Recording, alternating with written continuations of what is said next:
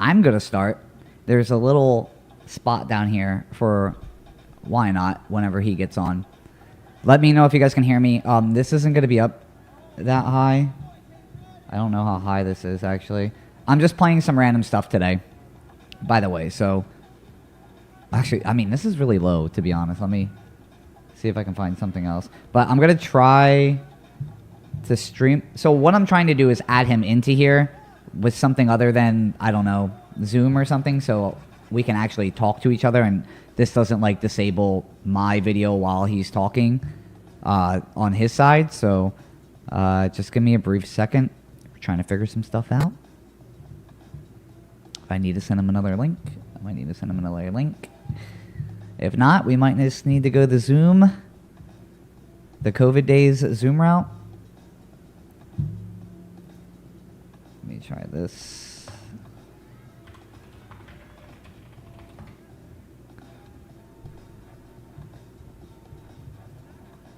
But bear with me for a little bit. I mean, nobody's going to be in here right now anyways. I usually have a startup thing. So if you are in here, bear with me for just a little bit. I'm like coming in hot because I just got done exercising and stuff. So, well, biking in my basement technically. We're going to see if this is going to work.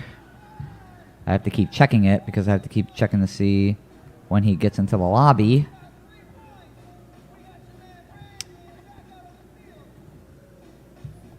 But also what's going on in the background is I Need a Break Volume 3 that happened, I think, this past weekend.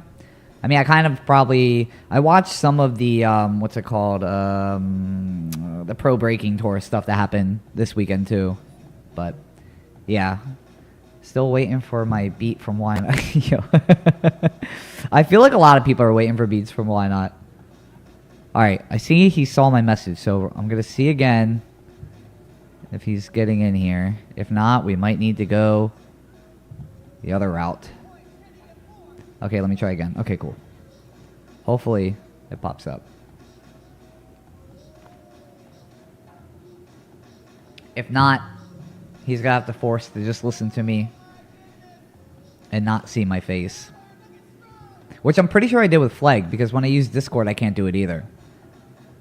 I'm sure there's something I can get. I don't have guests on this show that much, so I don't really look into it too often.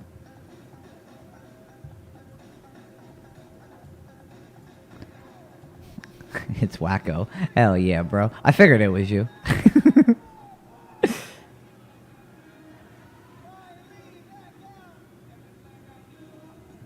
Shit, I wonder why this thing's not working. That's annoying. I guess I could have prepared more. Of being a professional streamer and all. Either way, guys, I have all the time in the world, alright? I'm not... We still good this weekend? Yes, we should be still good this weekend. I gotta go to DC on Saturday, but Sunday we should be good. 6 o'clock, right? Are you gonna be cool for that time? Are you cool with that time, or do you need to, like, start later or something? I feel like Why Not's on a... Oh, he's in. Let me see.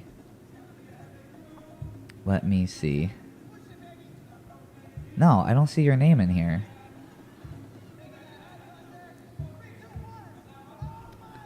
Shit.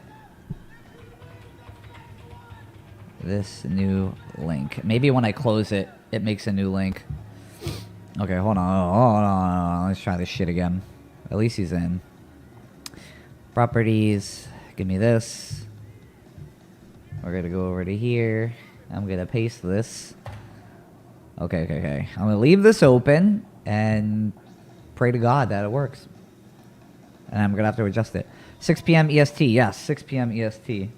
That is the time I'm usually... I mean, it's a Sunday night, so I'm usually like... I go to sleep at normal time on Sundays because I work in the morning. So I like to do it like earlier than that. But Sundays is like my weekend, so I'm usually like out biking or something during the daytime. So, yeah. Like 6 o'clock hits the dot. Alright, try that one, dude. Frickin' work.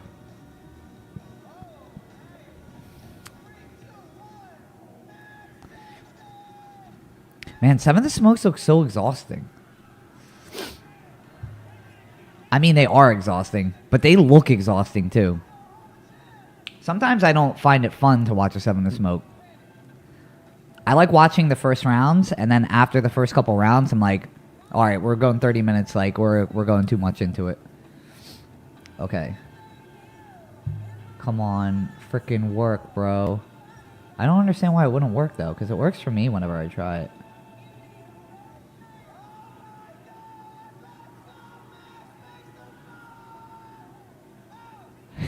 It looks like he's dying.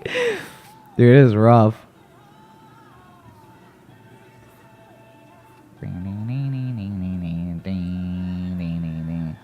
Whoa, everyone's going crazy.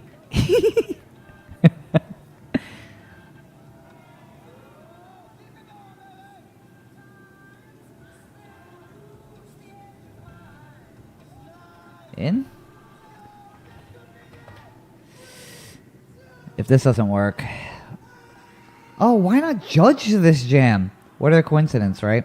I'm being serious. I really didn't realize Why Not was judging this jam. I'm going to rewatch this, by the way. Let's start from the... Oh, okay. Actually, we're in a playlist, so it doesn't really matter. This event's going to be on. Let me turn this up. Damn, that's all the way up. In. Fuck, I don't see you. What the fuck, dude?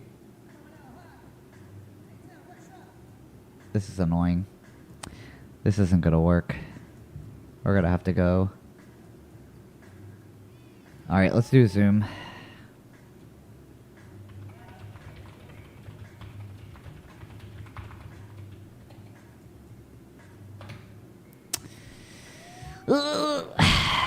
Guys, I'm not a noob at this shit, but I'm a noob with this application that I'm trying to use to make it easier for people to just join in if I have more people on. Well, I will have more people on, so. Yeah, 6 o'clock. Oh, yeah. 7 smokes or a dream. But 6 o'clock, yeah, that time. Because I'm usually doing some shit in the daytime.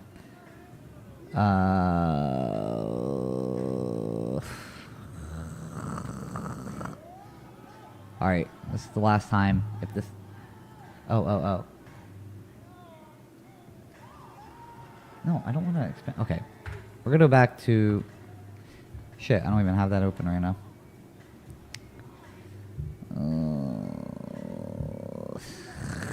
Guys, forgive me. I am extremely sorry for this. I'm trying to make it easier so, like, we can both see each other and somebody's not being cut off, so... What the fuck am I trying to do? Give me like 5 minutes, guys, alright? You guys chill out. Watch some of the shit happening over here. Just give me five minutes, please. Here, I'll put this on for you right now, actually. Because I gotta... He's sending me a picture of... And if I blow it up... Oh, what the fuck, dude?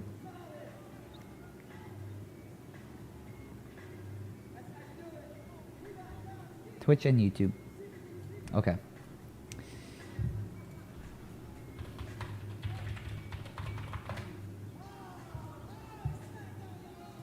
Alright, dude. Generate new code. Do it one more time.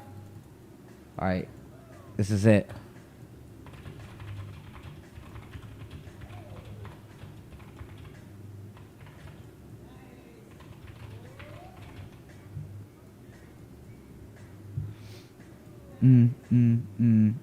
Okay, let's go back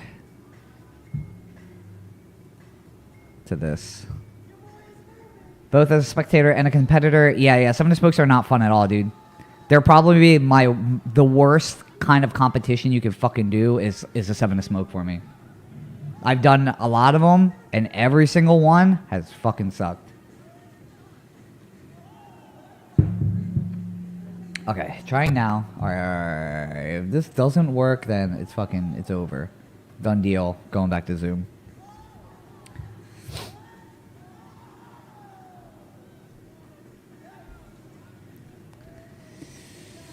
Oh, yeah. I'm in. Okay, so I don't see it. Let me see if I can fucking refresh this. No, I don't see it either. Okay, sorry, bro. This is not going to work this way. Let's do Zoom.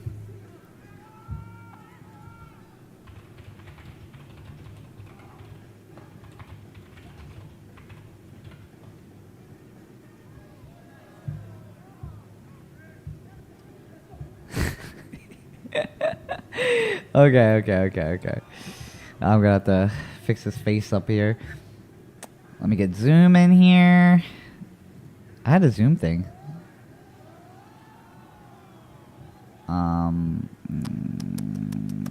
Cancel. New meeting, bro. Whoops. Let's put this up here. Alright. Invite.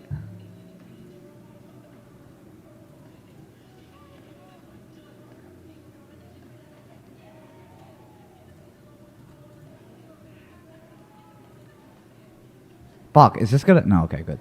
I was about to say. Let me get this email. Guys. I'm not stressing at all right now. Alright? It's not a job. You guys can wait. I can wait.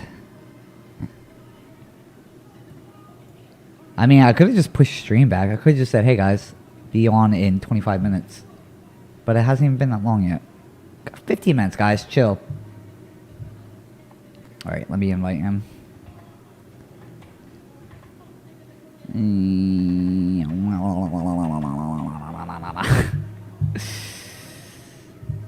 Okay. Invite. Oh, I can just copy. Okay, here, dude. Copy invite link. Here you are. Easy peasy.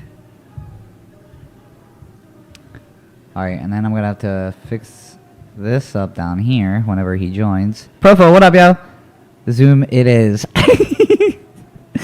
Yeah, my bad. I'm looking at all the chat now. Mean, what up, yo?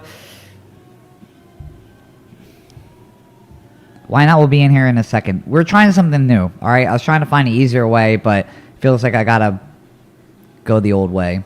And people can't view my face while we talk. I'll figure it out by Sunday, because Sunday I plan on doing one with Wacko, so that's what we're going to do.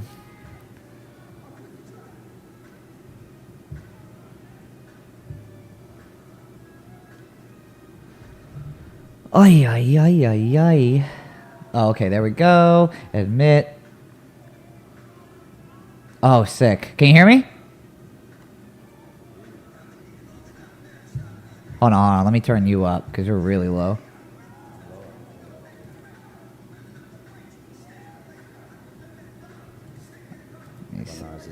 Oh, that's better. Yeah, much better. Yeah. Alright. I gotta fix your face on here now, too.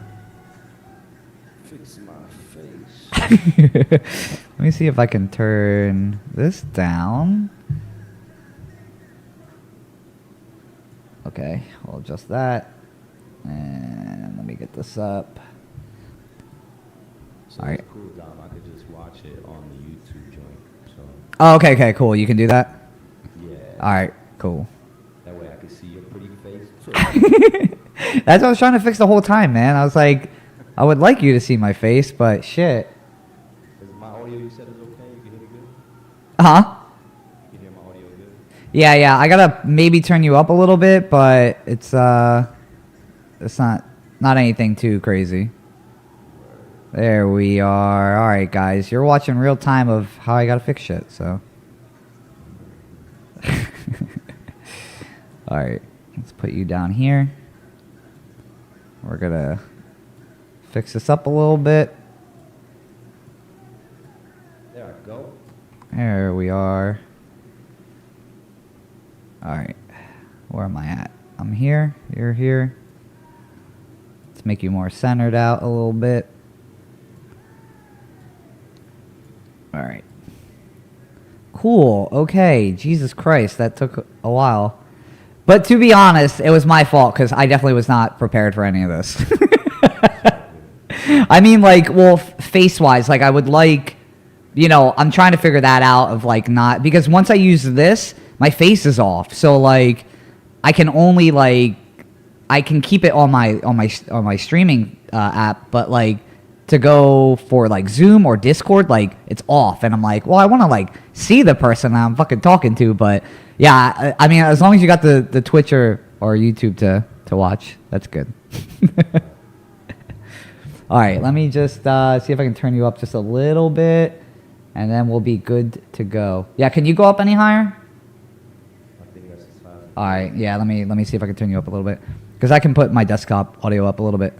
Yeah, I'm coming in hot on my end, actually, a little bit. He said he's gonna fix his face. All right, can you guys hear? Why not? Why not? Say something. Yo. Or do you need it up more? Because I might need to turn it up more. Okay, let me, I'm not sure because, like, my monitor volume is different every fucking time. So, like, I'm not sure. A bit soft? Okay. Can I check something real quick then? Yeah. Go for it. Go for it.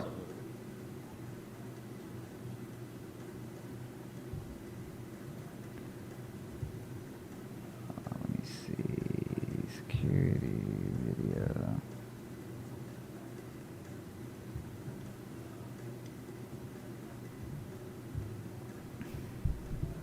Is there a slight echo? Is there a slight echo from what? From my end or from his end? His audio is really low? Okay. Gadgets, can you hear me now? I can hear you, but it's still low. And I'm like on max volume over here. I'm trying to see if there's like something in my settings that I could fucking go up more. I'm majorly maxed out, actually, so I don't know. All right, let me see. See if I can just go into... we can... Fucking... Here, I can go into this. So I think the audio routing is not coming from... No, I think you're fine. I think it's your end onto my computer is where the lowness is. Slight echo from Why Not? Oh, does he have an echo? Let me see. I'm gonna actually put a... Here, I'm gonna put this on it. Let's see. Gain.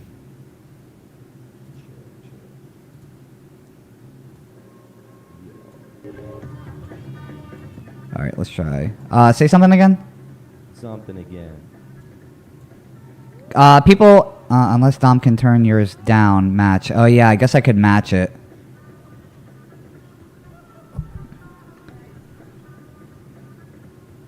Yeah, I mean, yeah, let me turn mine down a little bit. Let's do that. Turn mine down. Let me turn up this. Fuck, that's low. All right, Why Not? Talk. Talk. Check 1 2 1 2 1 2 1 2. All right, let me see if I can put this back up. Put you up to 10. All right, say something one more time.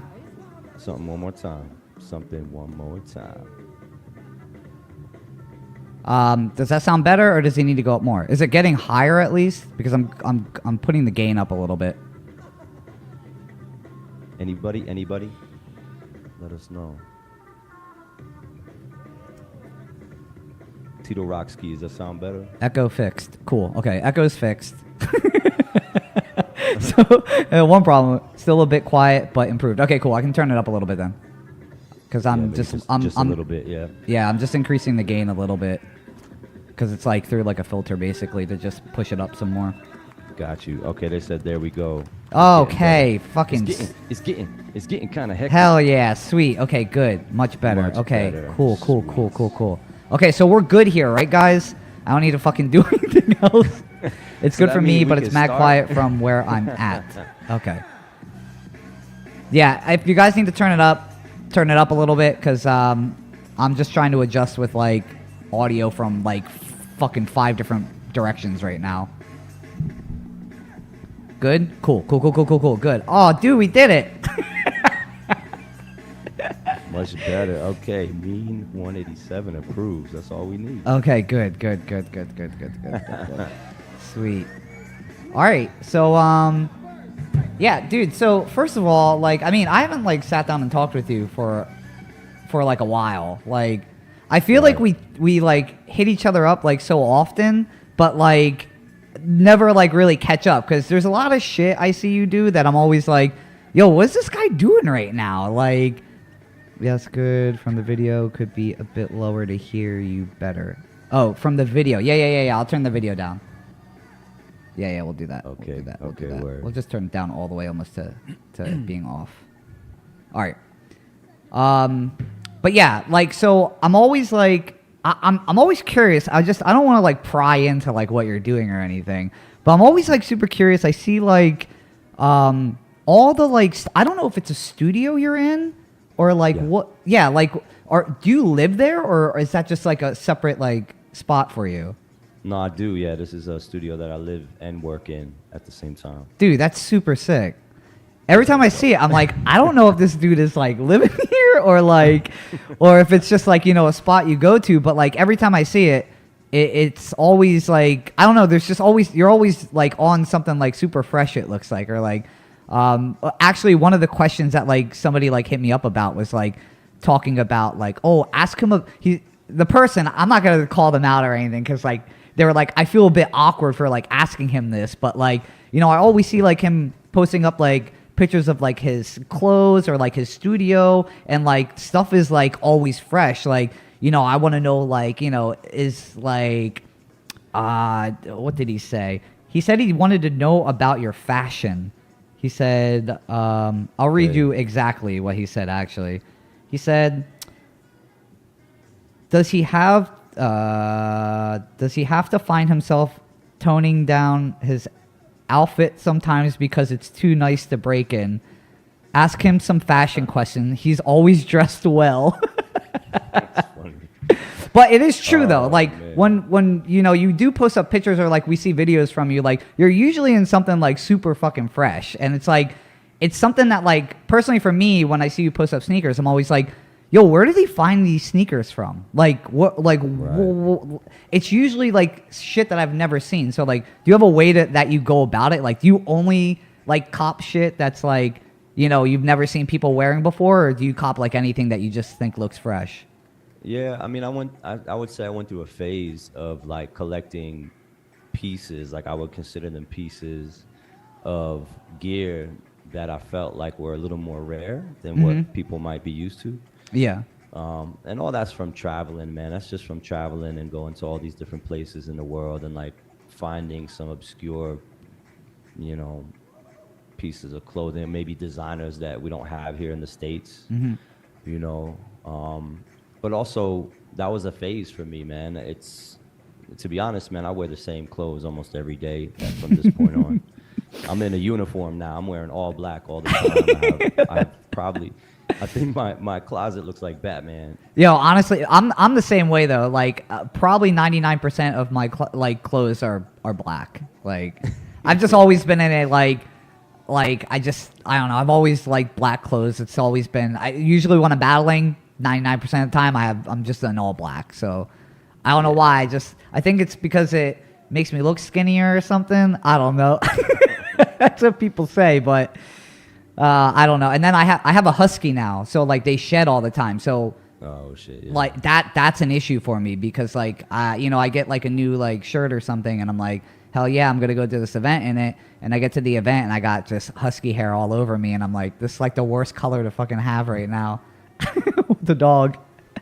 Yeah, I feel like, you know, all black is kind of the easy way out. It's also like if you look at most designers, like they kind of just find themselves ending up in an all black outfit in some sort of way, you know. And I think that's like a very design mind to be doing something like that, or to even think about things like uniforms, right? Because we are so focused on form. So if you find a shirt that fits you well, it's like you just want to get 10 of the same shirt and rock that shirt all the time. It doesn't even have to be a different color. It could be just the same one, you know, and I much rather wear that shit every day. Yep. Nah, I'm the same exact way. Yep. Cool. Yeah. I mean, I feel like fashion is just like in breaking, it's always been like something big too. I think, you know, there are the trends that you do see in fashion, especially like, I remember talking to you. You judged a jam like I don't fucking know. It had to be like the mid 2000s. You judged a jam in Virginia. I think Breakers Delight. Delight, probably. Yeah. Yeah, it might have been. It was one of those. I remember like at this time it was really big. Like the new big clothing thing. No, it wasn't new big, but like everybody was doing it. It was like Chucks with like the condom beanie and like the bubble vest. Like it was around that time. I remember like seeing you after the jam and like all of us were talking with you and we're like, yo, like, you know, like what do you think about this? And I mean, I think you were on the same page as we were, where we're just like, yo, man, like everybody's doing it, you know, like, but going with that is like everybody doing it at that time. It's almost like each generation like has their own like form of like clothing trends that they go through. Like, what do you see? Like, I have something I see, but what do you see today that like a lot of people are like wearing? Today, I don't know. I feel like we a bit confused. maybe not so confused, but people are taking more chances, I think, with breaking fashion at this point. You know, which is cool, but a lot of it is maybe a miss more than it is a hit, I think. Yeah.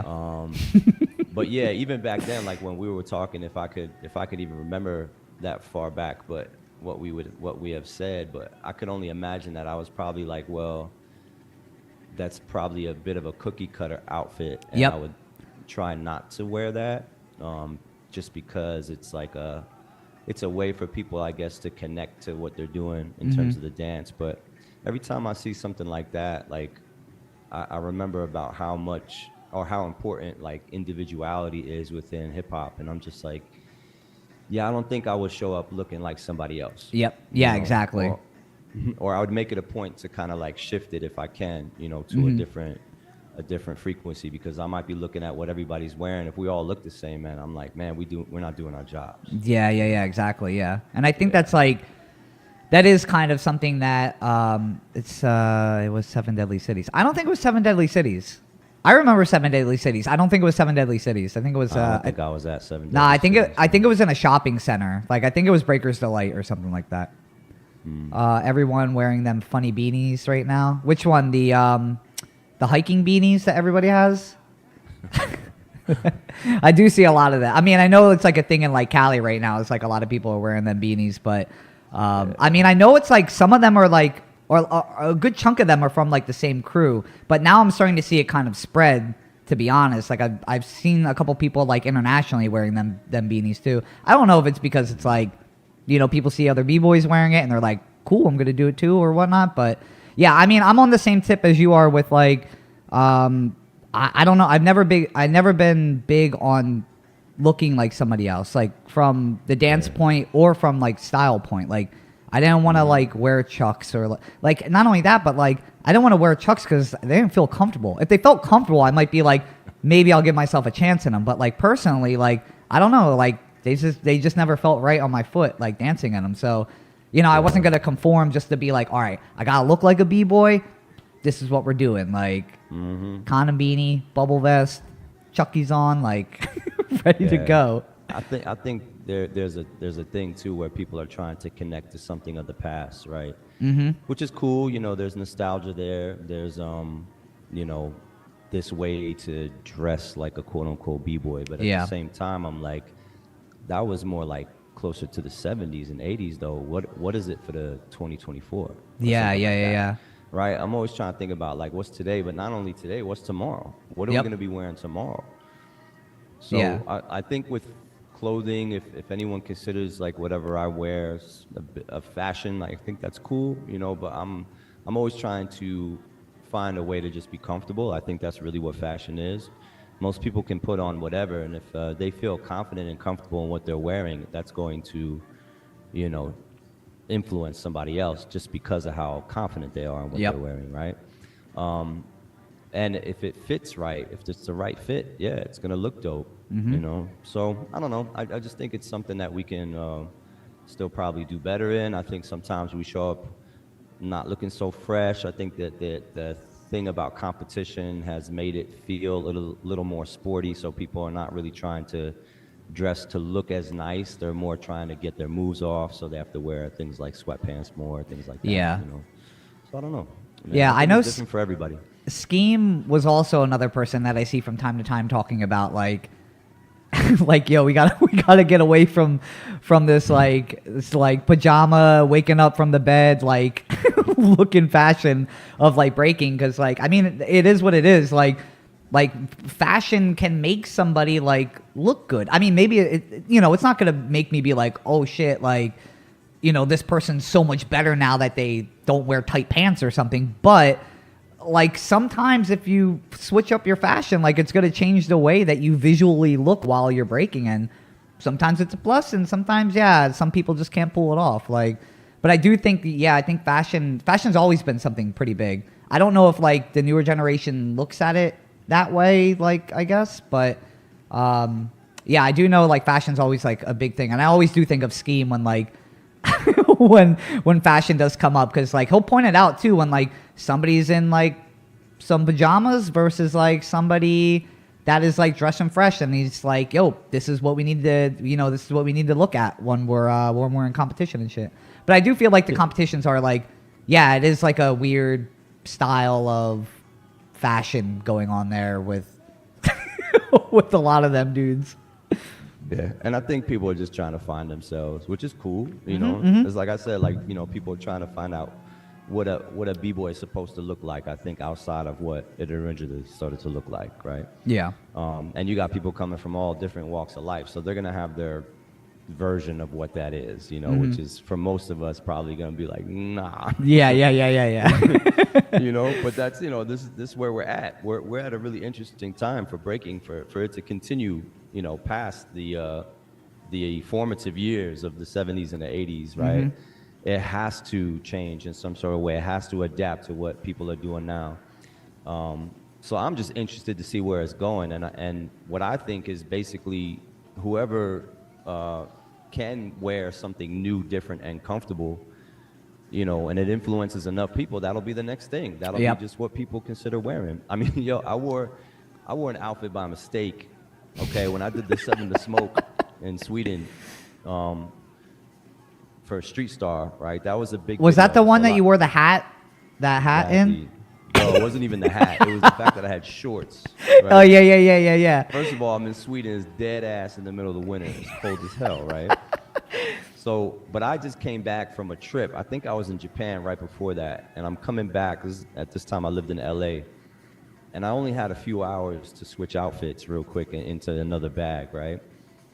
So I had these pinstripe pants that I wanted to wear, but I also had pinstripe shorts. So I accidentally grabbed the shorts, threw them in my bag. I also threw them in a smaller bag, and my smaller bag is actually the bag that I used to play soccer in a couple weeks before that. So I open my bag when I get to Sweden with all the jet lag and shit, and I'm just like, oh my God, what did I do?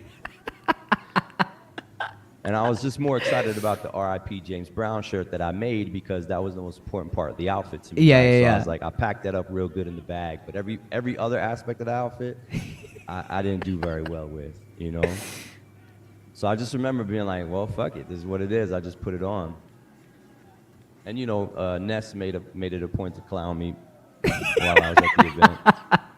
And I appreciate it, because I felt stupid too. But at the same time, man, I now go to different places and people wearing a similar outfit. I'm like, yeah. Don't do that.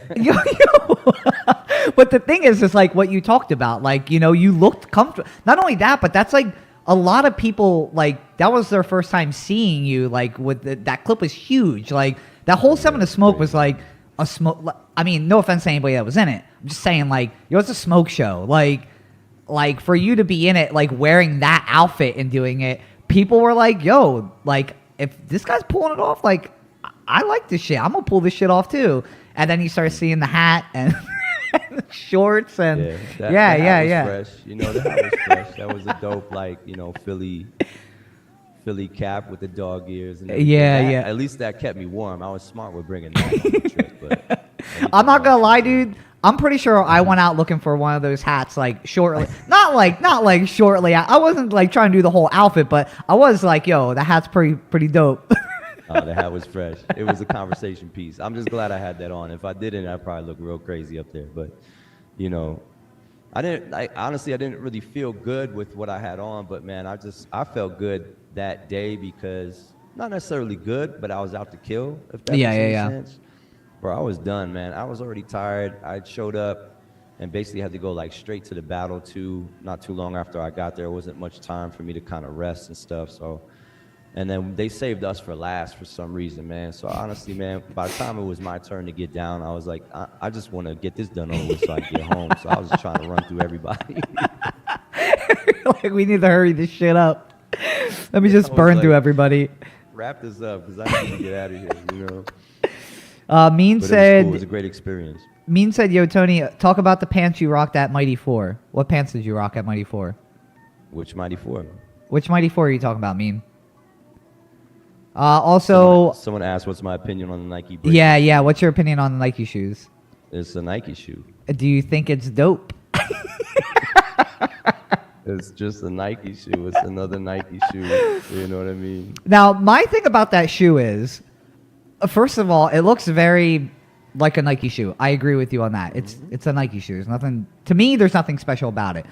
But what they talk about is like, oh, we... got all these B-boys to come out to help create this shoe. But, like, what about that shoe really makes it that much different than, like, a fucking, what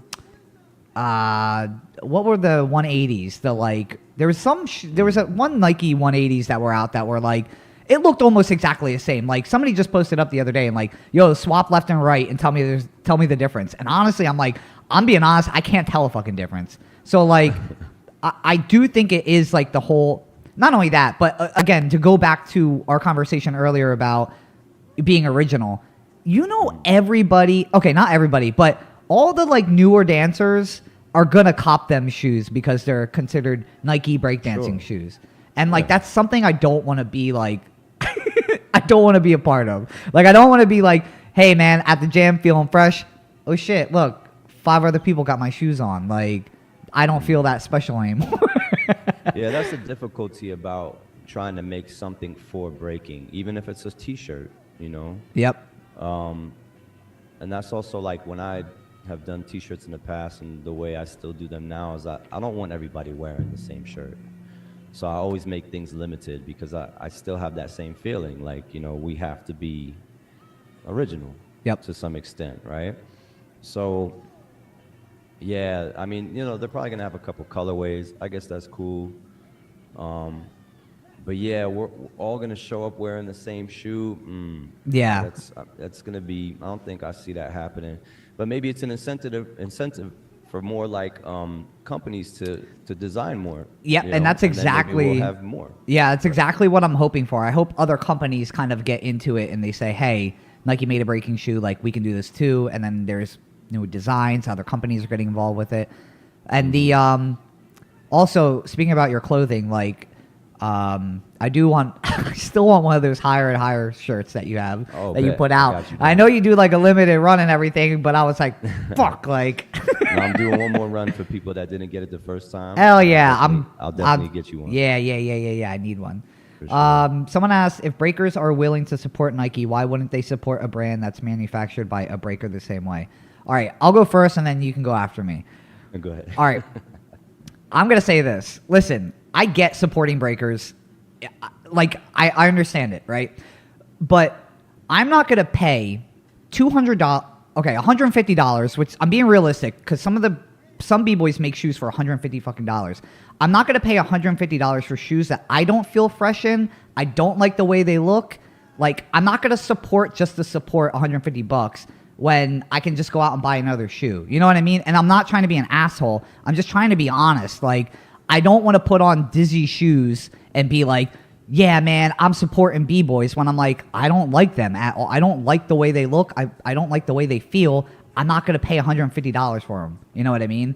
That's the only reason why I'm not saying like, you know, I don't want to support the B-boys. Like, I'm only buying it because of Nike. I'm being honest, and I'm saying I don't want to spend $150 on a pair of shoes that I don't think look fresh, which I'm supposed to look fresh when I'm battling, and they don't feel good, and that's it. You know, nothing on that tip of like I want to just buy Nike. It has nothing to do with that. That's my take.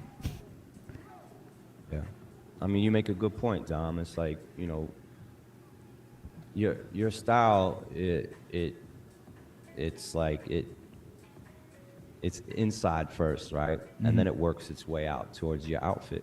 So it's like you're gonna wear things that can add to that. So not everybody is going to be into the same looking shoe even. Yep. But also people's feet are different. So I know for one fact is that you can't make a universal shoe for everybody. That's yeah. Most of the reason why people wear different types of shoes is how their feet feel in the shoe. Mm-hmm. You know, I know they said it's a shoe for breaking, but for who? Yeah. I don't break like Dom. Dom doesn't break like me. Does that mean we have the same idea of what this shoe's supposed to feel like? Yep. You know, I don't think so, you know? So, yeah, I think it, you know, of course that's just marketing and all that stuff. I don't think it's very realistic. I think we're smarter than that anyway. It is what it is. They're trying to really, it has nothing to do with breaking either. They made 6 different versions of that type of colorway and silhouette for other sports. It's for the Olympics. You know, oh yeah. Us. Yep. Not for us. You know what I'm saying? But, you know, cool. We'll take it. Some dancers are gonna be into it, whatever. But also, like, honestly, the impact that something like that is going to make is not even that big, man. It's not even that serious to spend too much energy on, because it's another Nike shoe. Like I said, man, we have plenty of shoes. And I mean, they had like, this isn't like the first shoe that like a company got involved with either, because I know like Saucony did stuff with Floor Lords, right? Yep. And then there's another company too. I forget, somebody else. Somebody brought up a bunch of them before, and they're like, you know, people there were are a few Rocksteady shoes. I mean, they had Dada footwear. Dada footwear. I forgot all about that. You know, I mean, we got options out here. Yeah. Yeah. You got Air Force Ones. You got you know, Superstars, Shell Toes. You got you know, Dunk Lows. You got all these different shoes that people wear. I like Hirachis. You know. Mm-hmm. Yeah. You know. Some people don't like them. You know. Yeah, I mean, I'm the same way. Like, a shoe's a shoe for me. Like, if it looks good on my foot, I'm like, it feels good, it looks good on my foot, I'm like, cool, I'm with it. But like, yeah, there's just some shoes that they just don't work for me. Like, certain shoes just don't work for me. And you know, I never like talk shit on the shoe because it works for other people. Like, I see other people and I'm like, the shoe works for you. Like, but I try it on myself and I'm like, nah, it just doesn't fit my style or the way I feel when I dance. And B-boys are broke, so I don't trust them to make a quality product. It's like buying DVDs from a crackhead. Jesus Not Christ. all B-boys are broke. Shit. Oh, what the I have to upgrade a Zoom thing? This meeting will end in 10 minutes or upgrade now. Oh, shit. You don't have a Zoom account, Dom? Dude, no, I didn't know I needed to pay for this shit. We got 10 minutes left. Hold on. How do I upgrade this? How much does it cost? Oh, man, you going to pay for it right now? I mean, yeah, it's whatever. See, Dom ain't broke. Yeah, I'm not broke. Right, yeah, see, I can make my own shoe. All right, hold on, wait. I'm gonna take this off screen real quick so nobody sees any of my your account information. My account. You're not shit. trying to look at your credit card number. I don't need that. All right, hold on. Ah, dude. Whatever, dude. I don't care. Guys, I have a job. All right. Terms and conditions. Accept. Okay. Oh, okay, cool. I must have used this back in like 2020 or something, because back when like it first came out, when like COVID was all coming around. Because I have my information still in here. Slight delay. Everybody go take a break. You can go, I don't know, grab a coffee or something. Okay, agree. 8 minutes and counting. 8 minutes and counting. We're good. Please. All right, it's going through. This meeting Damn, now this has meeting's been unlimited meeting. upgraded. Oh, Hell that's yeah, what's up. there we You go. We're in there. We are Guys, in we're there. good. All right, let me get back to this. Let's salute Dom for not being broke so he can take care of this interview. Yeah. And All right, there we be go. We're happy to good, take guys. Any donations? towards Yeah, that, any donations. I Zoom just account, by paid the way. $15 to keep going. So, I guess. Well, hey, at Wacko, if you're still in here, dude, I guess we have Zoom that we can use on Sunday because I think I'm gonna do Ooh. a stream with Wacko on Sunday.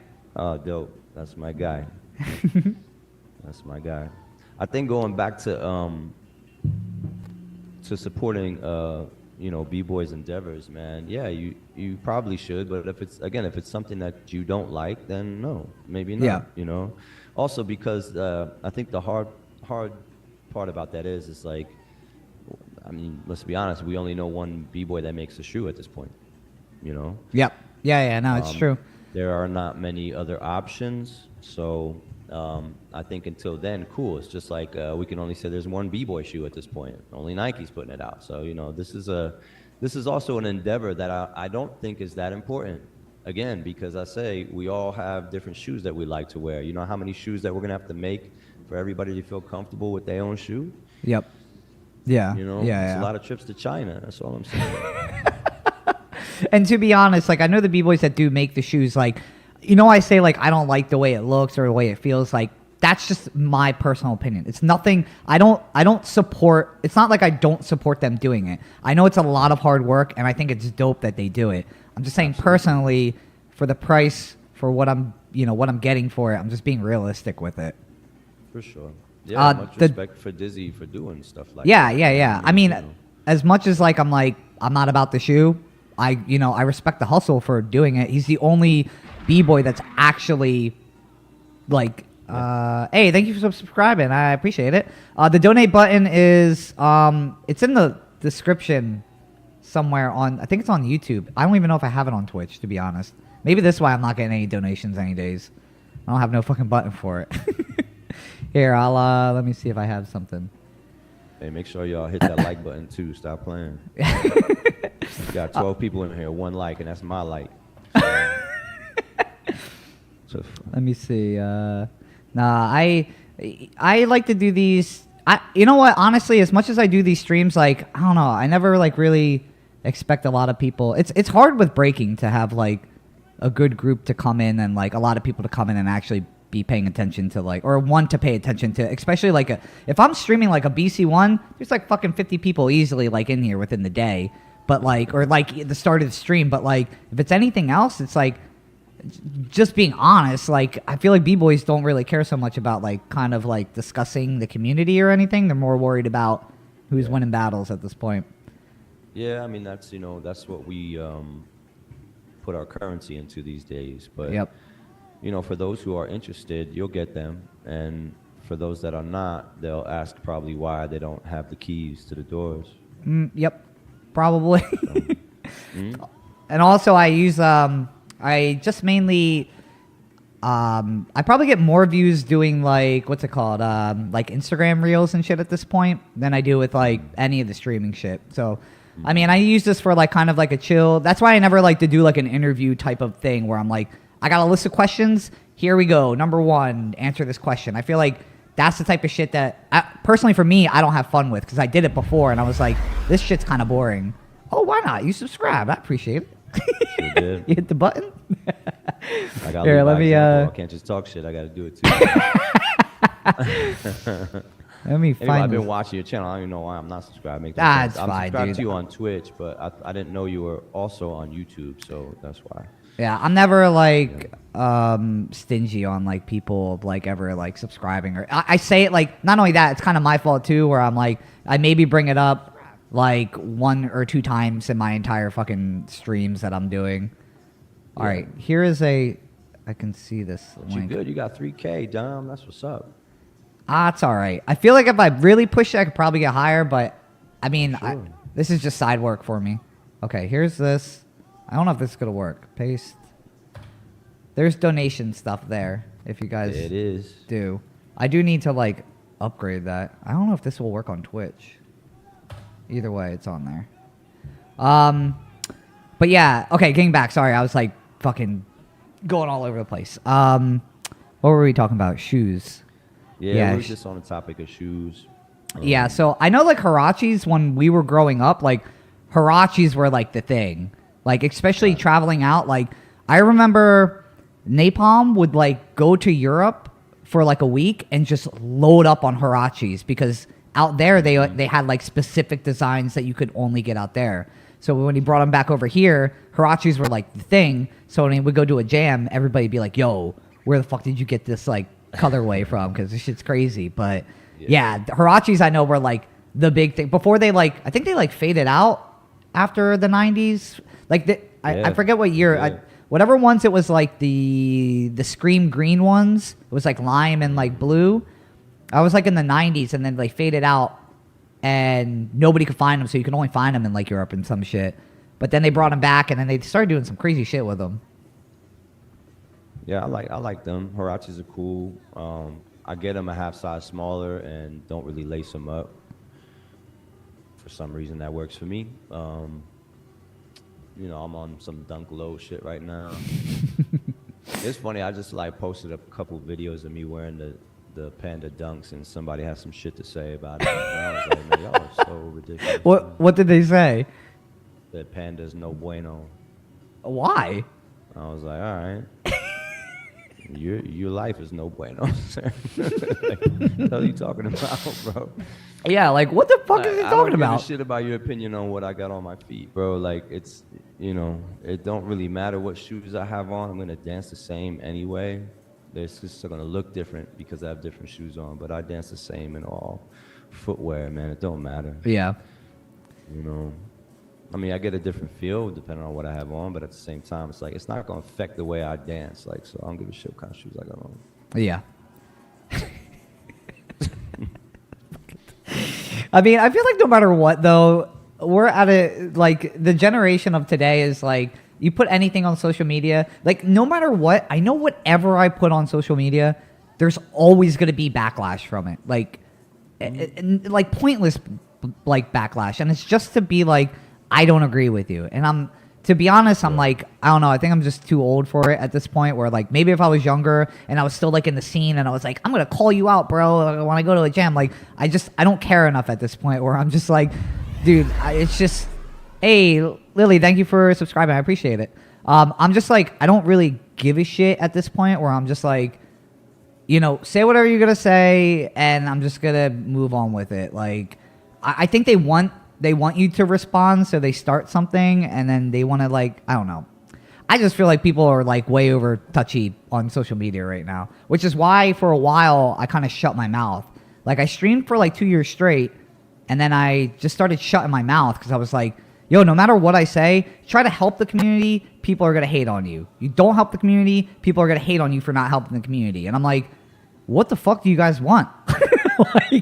like no matter what, you guys are going to be like disappointed at what I'm doing. So finally, like earlier this year, I was like, oh man, fuck it. I'm just going to stream. And if people have a problem with it, oh fucking well. Like, I like to do it. Yeah. I like to learn. Like, I'm still learning shit like to this day. Like, it's why I like to talk to people like that's not like, you know, I like to, like, one of the reasons I want to talk to you was like, you're doing shit outside of breaking now, where I'm interested in. Like, personally, I'm interested in it. Like, I don't want to talk to somebody that's just traveling around and doing jams all weekend, because there's nothing for me to really talk about besides, like, hey, man, what's your favorite break to, or some shit like that. Like I like people that I'm, like, really interested in, like, what they're doing is why I like to have interviews. Or not interviews, but, like, chat with people about it. I mean, there's so much more to our lives than breaking. You know, breaking is definitely a big part of our life. It's given a lot of us a voice, right? But at the same time, there's much more to us. We're more complex than that. We're much more interesting than just having one thing that we do. I think most people who are into any type of art are multi-talented in some sort of way. We wouldn't know, for the most part, if we don't talk to each other. We just look at them as, you know, who they are as B-boys or B-girls, and we don't really get to find out that other side of them very often. So, yeah, that's why I like doing interviews, honestly. I mean, I love showing and talking about other things. It's even like what you say, like the internet is a funny place because The internet just wants you to do what they want you to do. Yep. You know, it's like even my Instagram, man. I think I post some really interesting things, but then I'll post a dance video and they're like, "Wow." Yep. Yeah, it's exactly what it is, though. And I'm like, It's "This exactly shit I what can it do is. in my Yeah. Sleep. That has nothing. Look at what I'm doing over here. You know, this is something that took me time and a lot of different energy to put together, and it doesn't get the same engagement. But you know, Yep. it is what it is, man. You can't think about that too much either.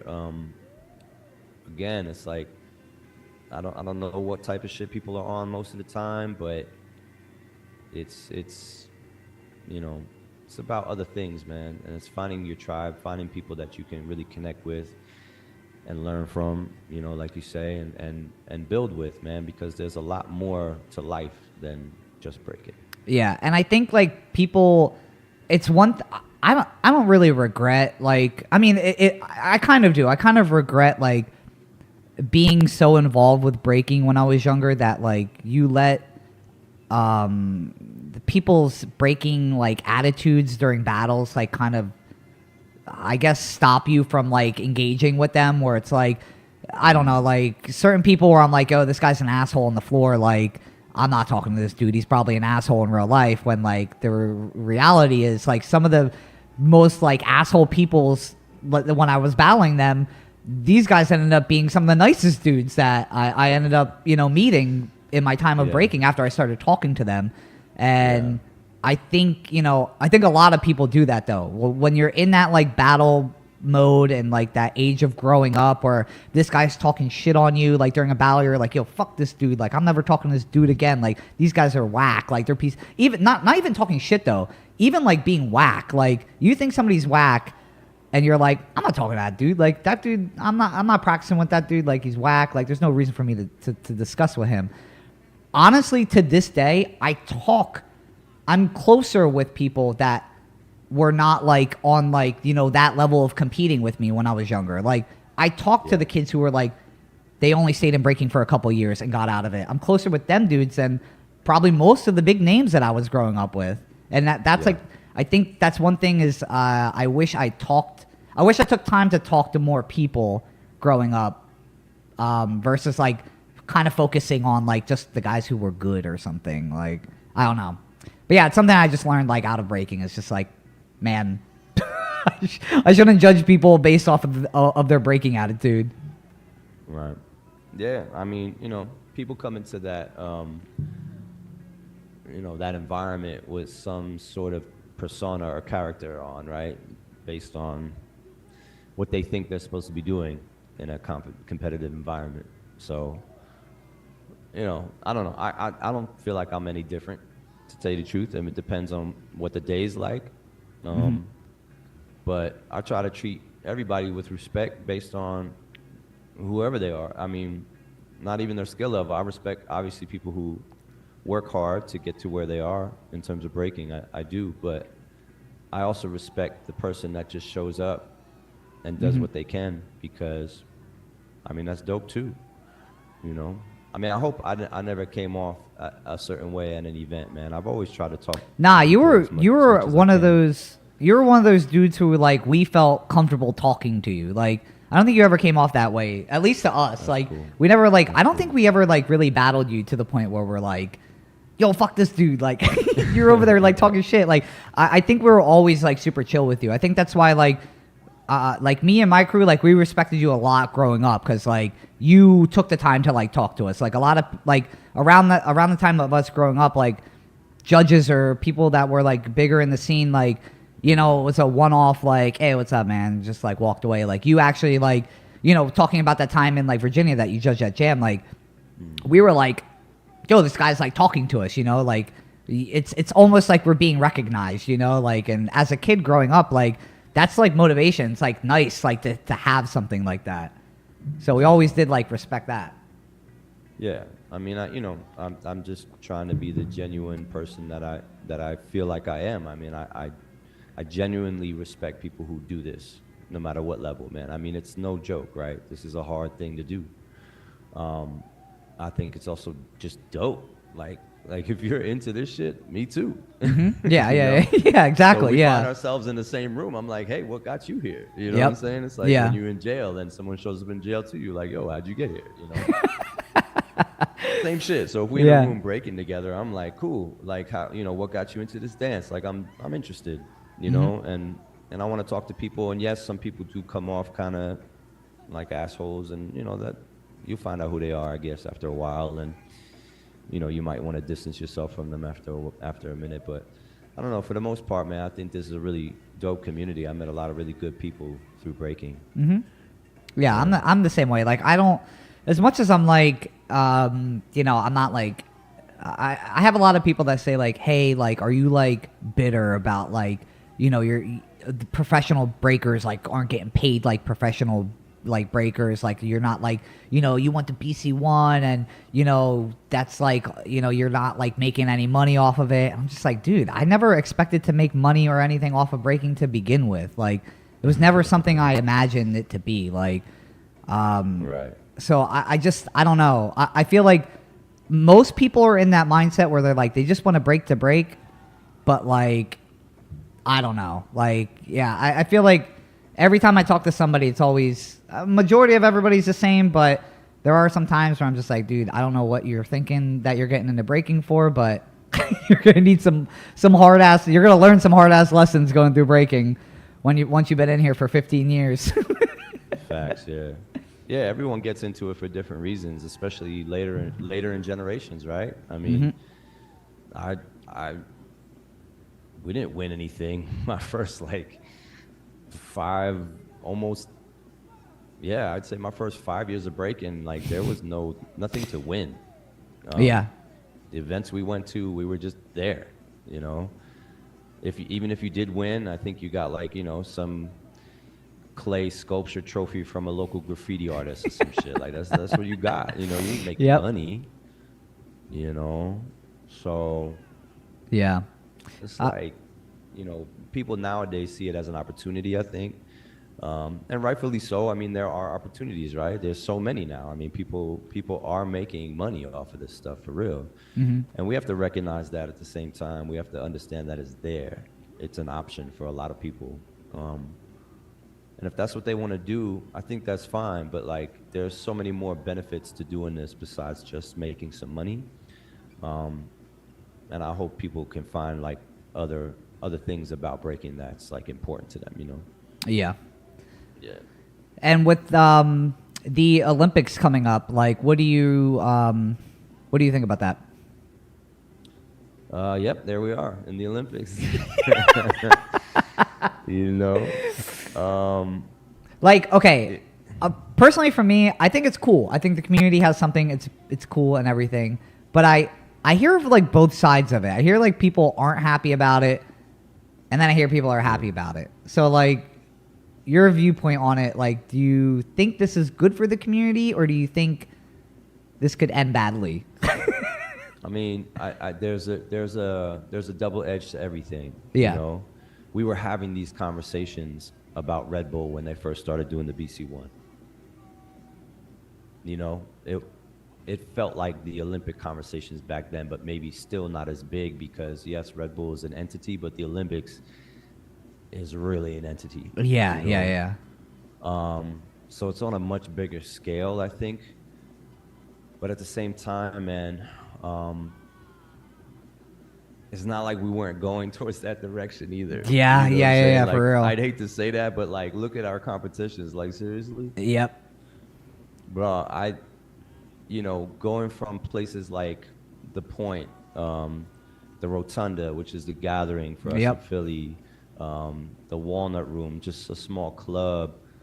You know, my basement in New Jersey, to UK champs. I'm like, what the, you know what I mean? Like that's, nutty. we were on our way to large stage. That's all we've been doing is moving in that direction. So it only makes sense to end up maybe in the Olympics. Yep. You know? Personally, I like the circuit that this community built worldwide without the Olympics. And I have a feeling that even our Olympic dancers are going to probably appreciate our events better. And I only say that because you're surrounded by community. Um, most of those events are thrown by one of us, if not someone who's been a part of the community before.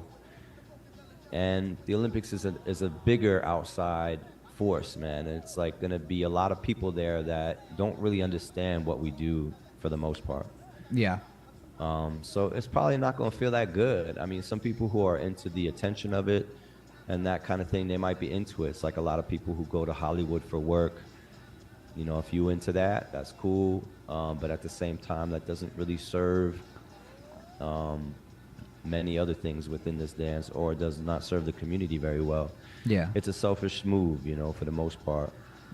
If you're making some good money doing that shit, cool. You get some endorsements, that's amazing, that's beautiful. But then what, right? Are you going to give back to the community, or do you have ideas to give back from the places that you come from?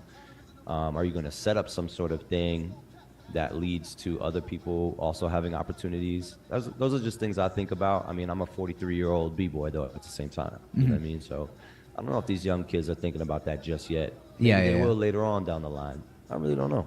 Yeah. It is interesting, especially like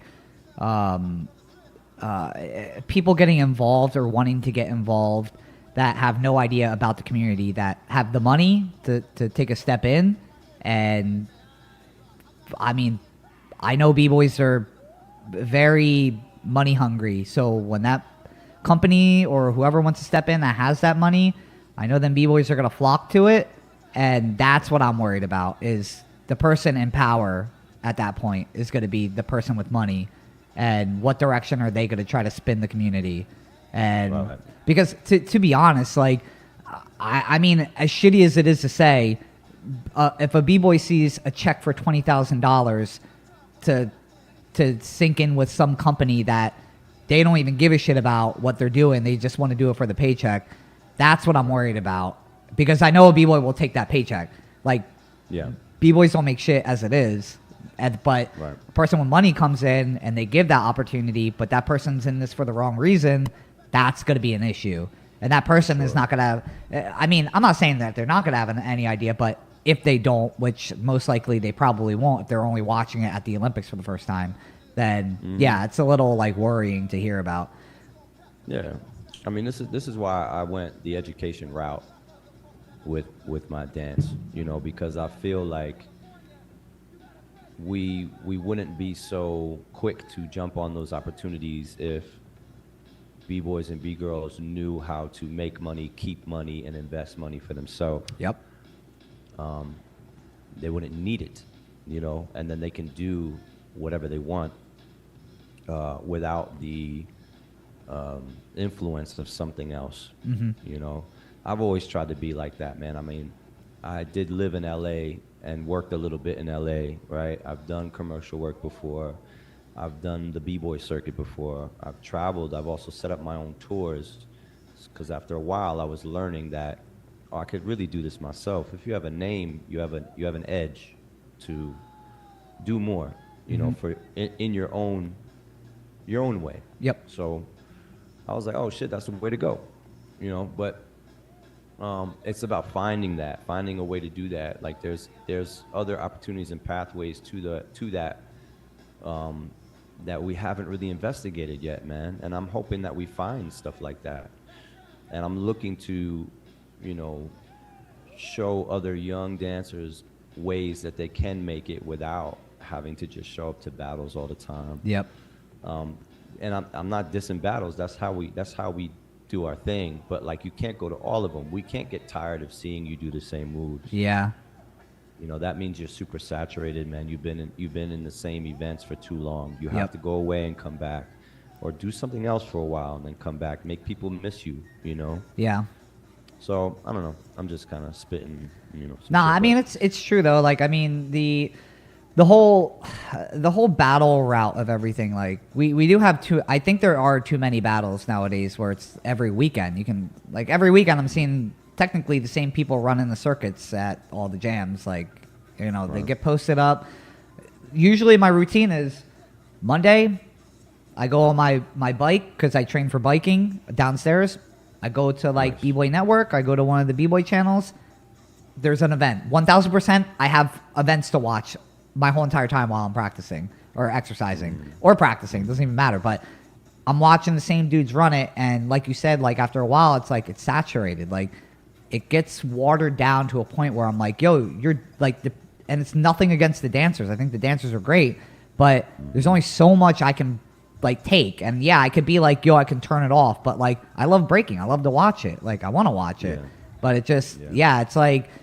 I mean, even with that whole circuit thing of running like an event every weekend, I mean, I did it. I did it for years of once events started picking up in like probably like the mid 2000s where there was an event almost every weekend back to back. I would be in like Japan, and I'd come home and I'd be in like Texas, and then the next weekend I'm in DC, and you know, I did it, but it's not only a thing about other people watching you is getting like saturated, but you yourself, like personally, I felt myself, my style was like I was getting bored of dancing because I was just like, dude, I just need to take a break and like I just need to create for like a couple months. But because I was trying to make a living off of it, it was just almost impossible. Like, and it sucked. Like it was like it made breaking feel like a job, and I was like, dude, I never wanted to get here, and I don't want to get here. And I think that's when I started to like kind of take a chill on like traveling out like every weekend for competitions, and I got into like teaching summer camps and some other places that I was teaching at, and then kind of just faded from competition scene. And there's nothing bad about competition scene, but I do agree with you on like, yeah, it gets saturated after a while. It's nothing against the dancers, but it's like, yo, you guys gotta give yourself a break. For sure. Yeah, and the burnout is real, man. I mean, we see it. We've seen it for years. We see people come and go really quickly. And I'm realizing now as I'm getting older that longevity is for those who kind of can find other ways to stay motivated, you know, or to keep the love alive, Yeah. you know, because yeah, I mean, after a while you'd be like, damn, how long can I keep really doing this, you know, Yep. even to this level, right? So you got to have something else that you're interested in. But if you are interested in dancing even into your older age, you have to make adjustments, man. Yep. And not just physically, but just in life in general. You have to switch some things around a little bit, make it more interesting for you. Find out what new body you have, because that's a real thing, bro. Yeah, once it really pass is. The 30 mark, you get a new body. You got Yep. you got to learn how to you know, treat it, but then also move in this new kind of, you know, way. So Yeah. yeah. That's real. I mean, I feel it.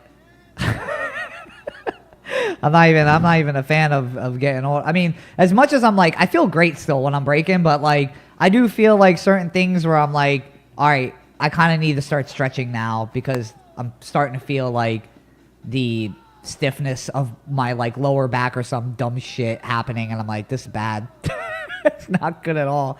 I even know like Isaiah, like one of the most flexible damn people I know.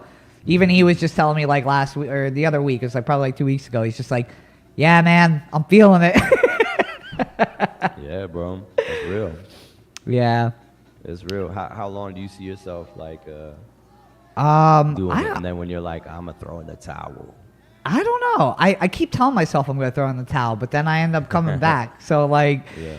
as much as I'm like, I think like competitions is what it's like more of like, what am I going to throw in the towel? Like, because I plan on coming back. I don't know. The motivation is just like not there for me. Like, it's not like it is when you're a kid growing up and you're like, yo, I'm like doing this for like the respect and like I want to battle the dudes that I grew up watching, or like I want to like battle the people that like I was inspired like by. Like, I don't have that anymore because all that generation is like done. You know what I mean? Like most of the generation's done. So if I'm going back into it, I'm battling like the younger guys, and it's like, it's not saying like I don't respect the younger guys. I respect the younger guys, but I don't feel like I have, like, if I beat a kid, I don't feel like I don't feel good about that, you know? Like, I don't feel good about battling somebody who's battling in like the local, like what, like I'm going to battle in like the local battles, and I'm going to feel like a piece of shit, like going like hard on like somebody that just started like 3 weeks ago. And I'm like, It's like you picking on them and shit. yeah. And it's like, I don't feel good about that. And if I won the battle,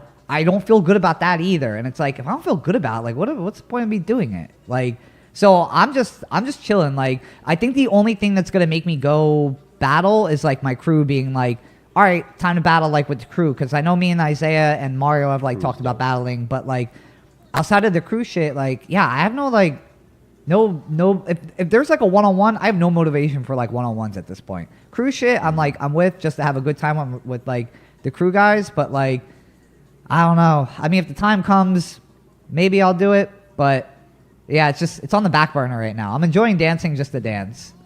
Yeah, I mean, do we need or expect people after a certain age to be battling? Like, Dude, and that's another thing. It's like, no offense to the guys that are over 40. There's some amazing guys who are over 40, but like, I don't want to be in like a 40 and up battle. You know what I mean? Like, yeah, I can't like, enter those, man. I'll feel real funny doing that shit. yeah, like personally, like I just feel like it's a little.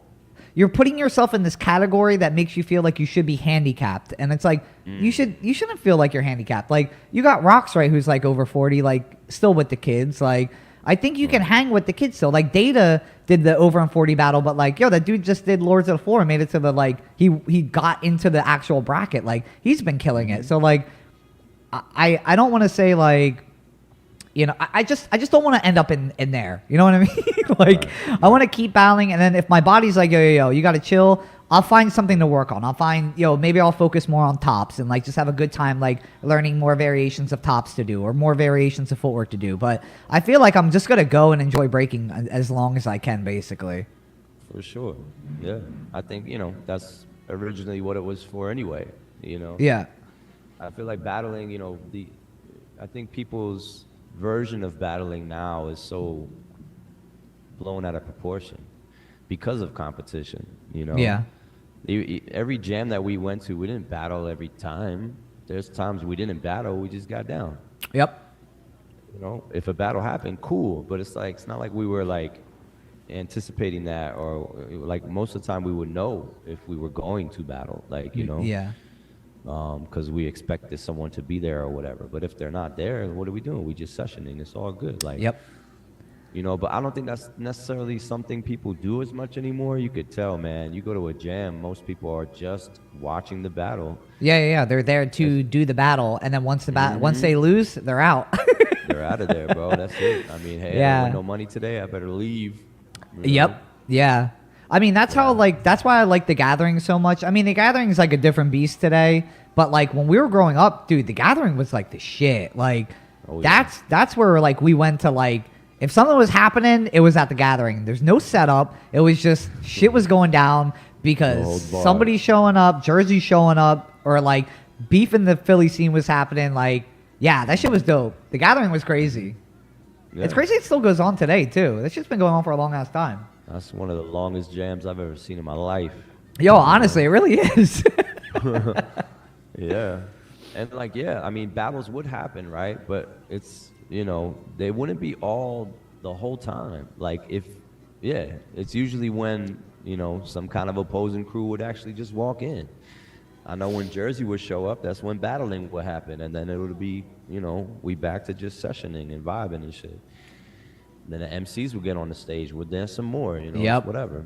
Yeah. The MCs. Dude, I remember there was like a point in time where like everybody would be battling, like shit would be happening, and then like they just stop and be like, "All right, guys, MC battle," and everybody like all the b-boys are like, "Get the fuck off the stage!"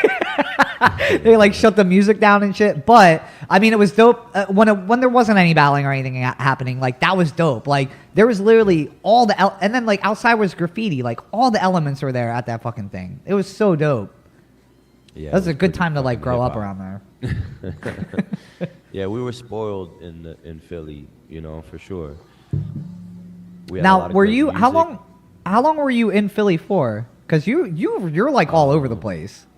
Yeah, I mean, I started dancing in New York, at Jersey, but I used to go to the place called The Point. It's a Hunts Point Community Center in the Bronx, but that's where I first started really breaking, and then I moved to Philly in '99.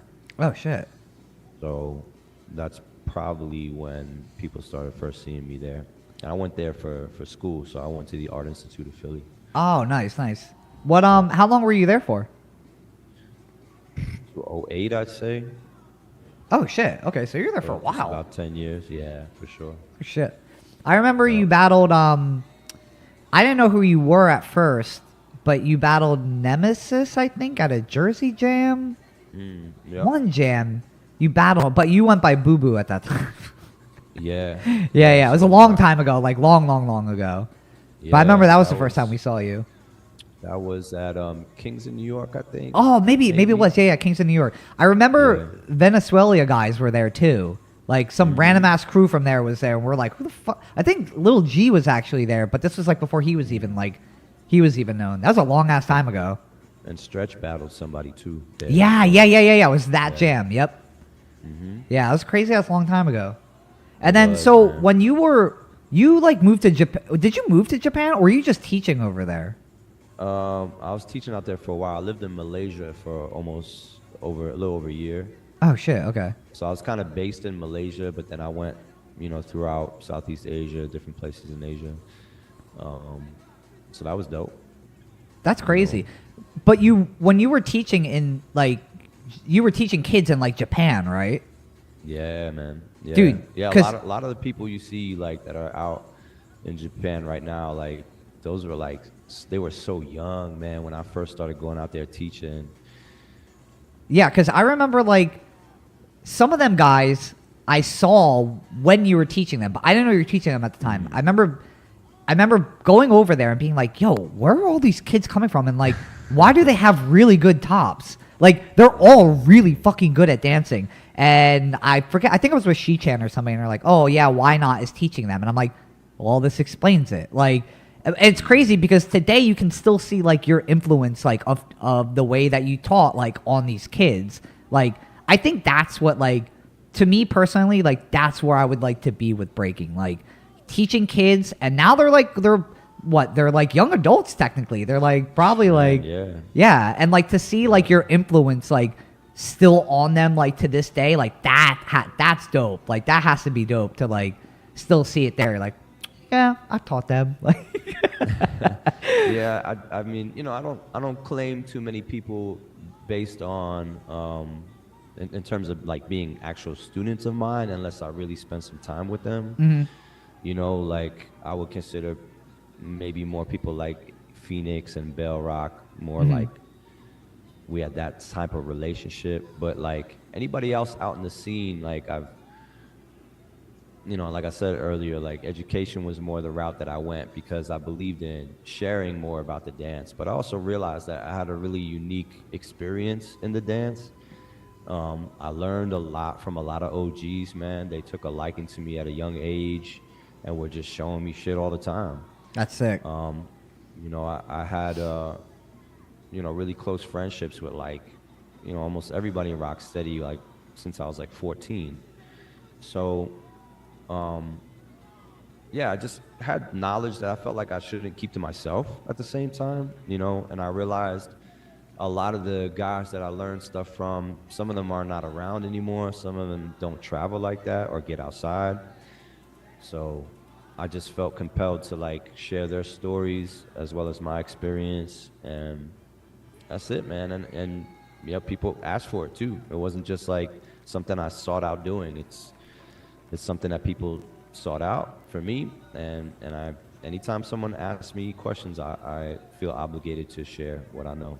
So yeah, and I think that's like that's like that was another thing with you is like when let me back this back up. Whenever like we would talk to you, like you seemed very like you talked to us in a way where like I don't know, you seem like you're a teacher. Like you seem very like we're easy to talk to where we can like talk to you about stuff. I know I spent some time with like with you in I think it was in Canada when like Wiggles it was you and Wiggles and maybe Legs? I don't know. But I'm pretty sure it was you and Wiggles. I think you guys were doing Top Rock City, actually. The Top Rock City stuff. And there was a jam in Canada, but you guys did like the workshop and everything. And I remember like thinking to myself like, damn, like Why Not is like like super close with like the like pioneers of this dance, like, and thinking like how much knowledge you probably have of like actually what happened. Because I feel like that's something that's difficult to get through to people today because of how many different stories I hear from like people who say they're like, oh, I was there when this was created. I was there when the, and I'm like, were you though? Because I've heard like 5 different fucking stories from like 15 different like OGs that I'm like, I don't know who to believe. And like me as a person, like right now at the age that I'm at, like I would like to teach and I would like to give actual information out without being wrong. But I feel like even the stuff that I learned, like I don't know if I should say it or not because I don't know if I'm right or not, you know? Because I've heard it from like so many different people. Right. Yeah, I think the best thing to do with stuff like that is to be absolutely honest about your experience, you know? And I think what you may not feel like you know or there's a possibility that it could be something else other than what you're saying. Yep. I think you just preface it with that. You say, Yeah. you know, you say, you know, I don't really know what this is. I mean, for the most part too, like from what I understand, a lot of breaking wasn't really codified, man, you know? And you have people that are naming things now the way they think it's supposed to be named. And I'm just like, damn, all right. I don't know why you feel like you should name this shit, but okay. You know? Or they don't even think twice that, like, is this really the name? This is something they heard from somebody else. You know? Yeah. And I think it's always important, and I learned this as an educator, to just be like, just really say what you know, how you know it. And leave room for the possibility of there being another perspective, because there most likely is. I mean, we can see this today, bro. We can both go to an event, and then there can also be footage, just like you have here playing in the background, and people will still interpret this the way that they want it to. Yep. You know?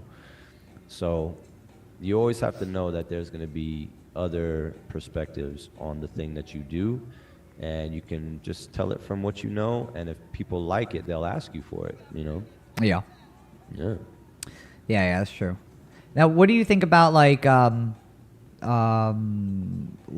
when people are teaching in like a studio and they don't have, like, do you think when you are teaching in the studio, it's also important to have that like that knowledge of like all the like, you know, I mean, any kind of knowledge of like breaking, the history of it and everything, or do you think it's like, because this is another issue going back to the Olympics that I see is people starting, we're going to add a breakdance class into our hip hop studio, and then them just hiring the first person, the first kid they see, hey, you have pretty good handstands, like you breakdance a little bit, you want to teach a hip hop class?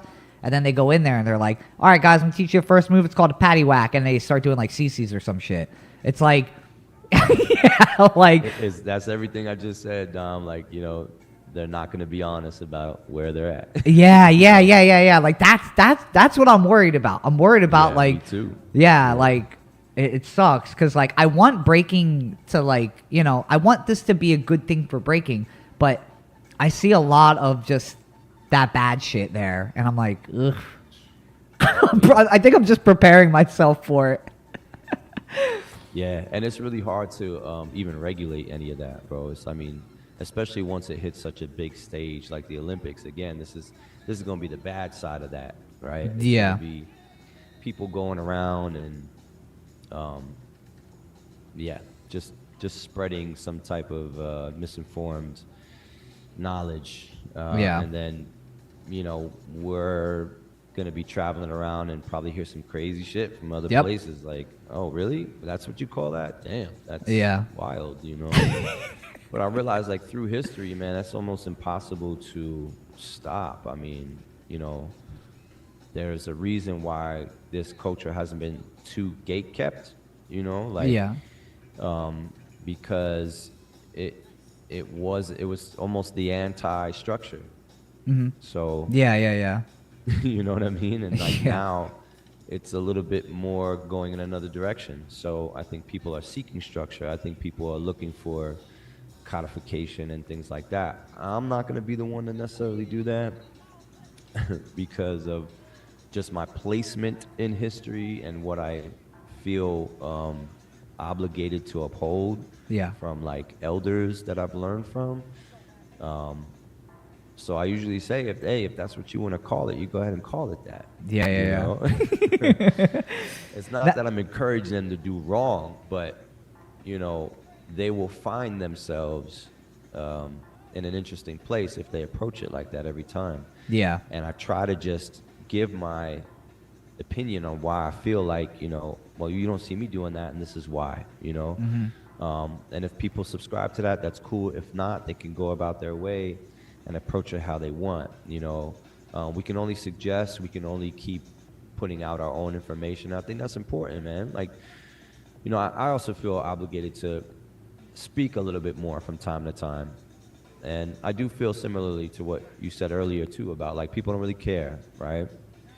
For the most part, maybe they do, maybe they don't. But also, if we don't have any information that can kind of counter the shit we're about to see, yep, we're not really doing our due diligence, man, or yeah, our jobs for that matter, So and I gotta talk. It's also a reason why I started like getting back into this. Was like, yo, we're gonna see a lot of it, and there's nobody else on platforms really speaking out to try to help it.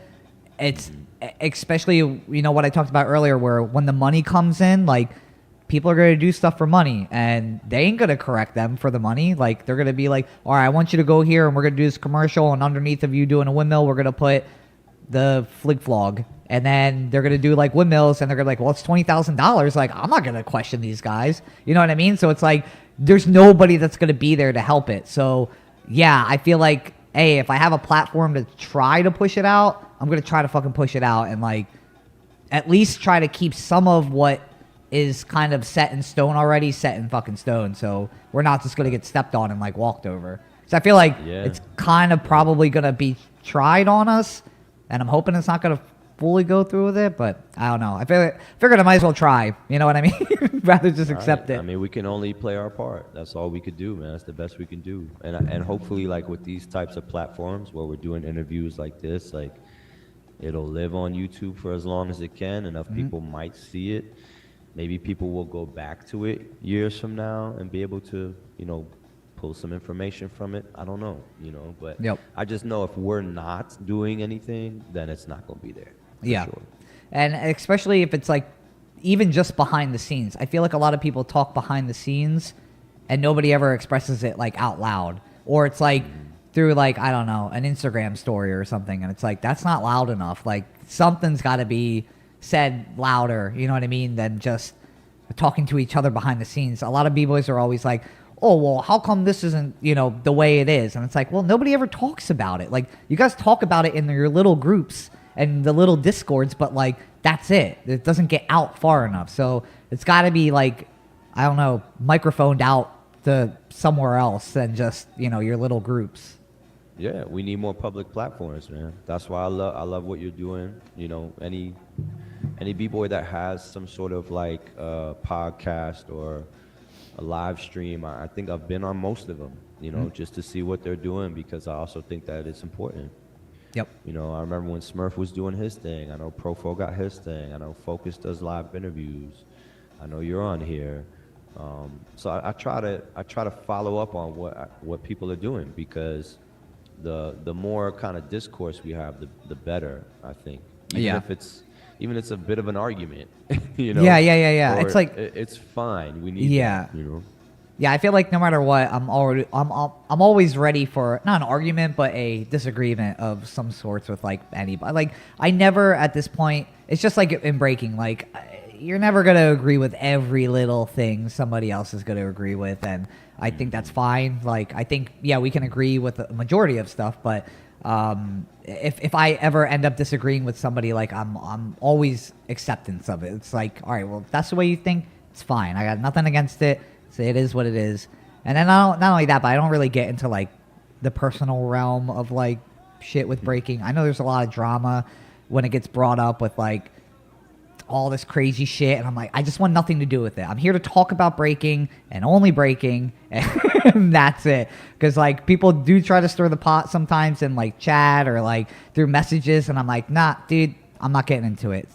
It's not my place. I don't know. I don't want nothing personal on here. Like, we're here to talk about breaking. I'm here to talk about breaking. I mean, besides, like, you got to address the trolls every once in a while. I know. But you feed into the trolls, and that's the issue. Throw them some crumbs from time to time, and make them feel good about themselves, because they aren't here because they feel bad about themselves. You know what it is. Profo, what up, yo? Just like everybody else. Yo, what is that microphone you? Oh, it's another thing I meant to talk to you about. I see you have like a lot of like. All right, it's gonna sound nerdy for me to say, but like gadgets. Like you have a lot of fucking like really dope looking like stuff to create music with, and like all these like your microphone. Like where do you like grab this stuff? Like, Well, from my interest in not only music tech but design, I've found myself in different circles of people who are interested in the same things. I've also been to a lot of different like festivals, like Synthfest, for example, like KnobCon, like different places where I met people who are also starting up their own businesses. Because a lot of this stuff is also, well, for the most part, boutique, or have started as boutique and became really popular. So, for example, this company that makes this microphone's called the CM15. But this is Teenage Engineering is the name of the company. And I've been rocking with them since they put out some of their first products. And actually, I picked up one of their first products around the time that I did that Seven to Smoke with the funky hat on. whoa, it's a long ass time ago. Holy Yeah, shit. yeah. I went into a music store there and I bought a small synthesizer that the guy at the store happened to tell me. It was like, oh yeah, it's like an MPC, but it's different. I was like, what is that? It was really intriguing. It looked like a toy to me, you know. And I remember just coming back home, making some music with it, and I loved it. I thought it was dope. And I posted it, and like all these people were like, yo, what is that? And then I think they saw Childish Gambino with it one day, and then, somebody else with it another day, and then now it's like, considered a hipster piece of kit, But yeah, Teenage Engineering is a company that I worked with pretty closely, and I beta tested some of their stuff, man. Sick. So That's dope. yeah, I get a good like head start on a lot of equipment. I don't do too much of that stuff because I think people now at this point are required to kind of like do gear reviews. Like you have to review it after testing it and shit. Yeah. Yeah, because they want to kind of build the hype off of the product too, and if you sell product, then they're more than likely wanting to talk to you about business. Yeah. Exactly.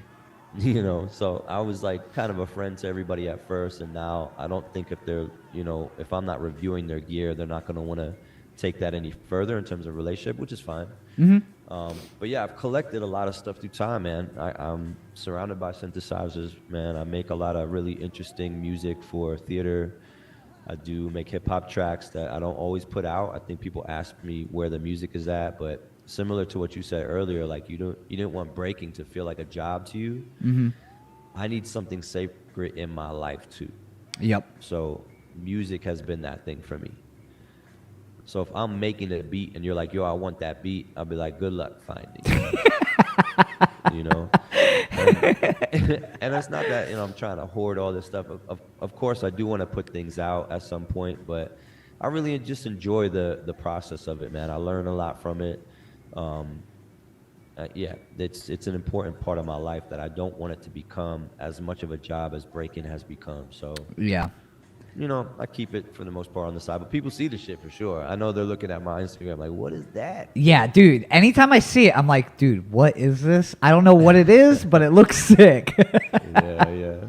Yeah, anytime you're interested in something, man, just hit me. I'll tell you what it is. Yeah, the shit's dope. I'm always very intrigued. I'm always like, I don't know what this is right now, but this shit, I'm sure it's really dope in some way. But I do know, like, you do music, and I tuned in a couple times for you, like, doing your music stuff. And, yeah, I am also curious. I was also curious, like, yo, I know you do music, but, like, where's the music at? Yeah, I've also worked on some records that I don't talk about, nor that I want any credit on some of those things either. It's not again, the music industry, that's a whole nother, bro. Yeah. You want to talk about, oh my God. That's not something I'm interested in getting into like that, man, because it seems like more of a headache to me. Yeah. and I got my interests and my hands in so many different things, man. There's some things I just don't need to be doing, man. It's not that big of a deal. Yeah. You know, I think people look at art, certain aspects of art, and think that you need to do them and become famous doing them, or you're not successful in them, and that's not true, man. Yeah. By any means.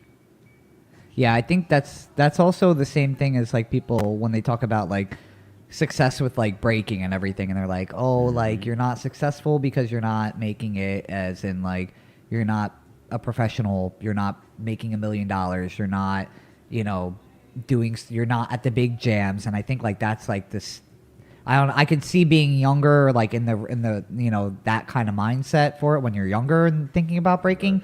But I mean, shit, I even hear people that are like from like, you know, my generation that say it, and I'm just like, dude, you gotta like get out of it, bro. I think like people don't have an off switch sometimes, and I'm like, you just gotta step out, bro, because it's not it's not what you think it is.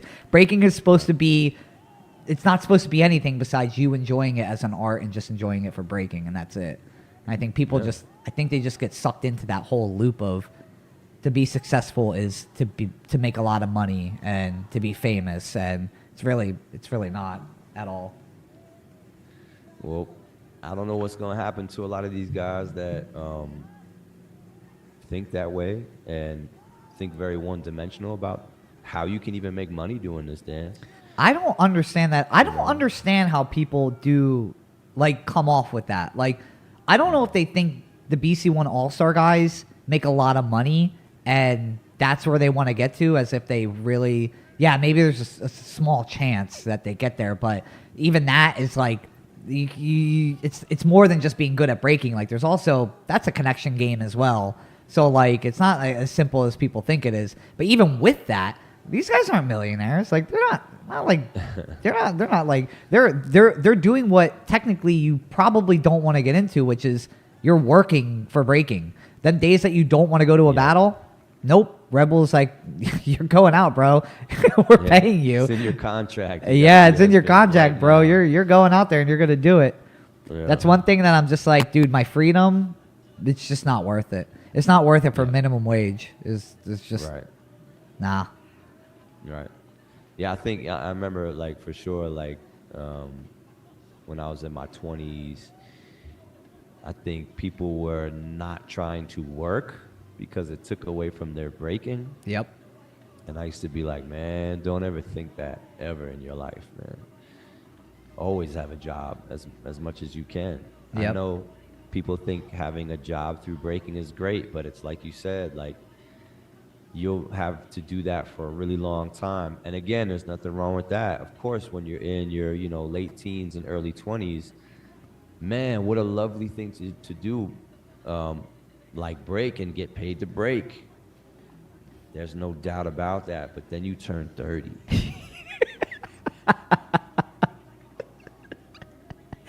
Yep. That's where things really start to get complicated. You know? Yep. And what skills do you have? You can show anybody out here in these streets that you could do turtles. That nobody give a fuck. The hell no. You know? So we just have to know that. I'm not trying to diss it. It's just we have to know that. We have to be smart about it. So if you want to continue to dance and you want to have longevity just in life, not even with the dance itself, you just want to, like, make sure that you're okay. If you have a family, you can take care of them. Yep.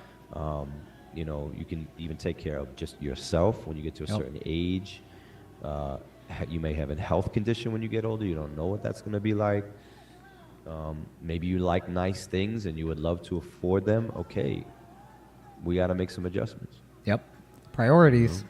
I think priorities you just got to set them aside. I mean, not set them aside, but you got to figure your priorities out, basically. Once you start becoming an adult and you're like, wait, my parents can't pay for this? My friends don't want me sleeping on their couches with their family at home? Like, yeah. Oh, I just can't live with girls? Yeah.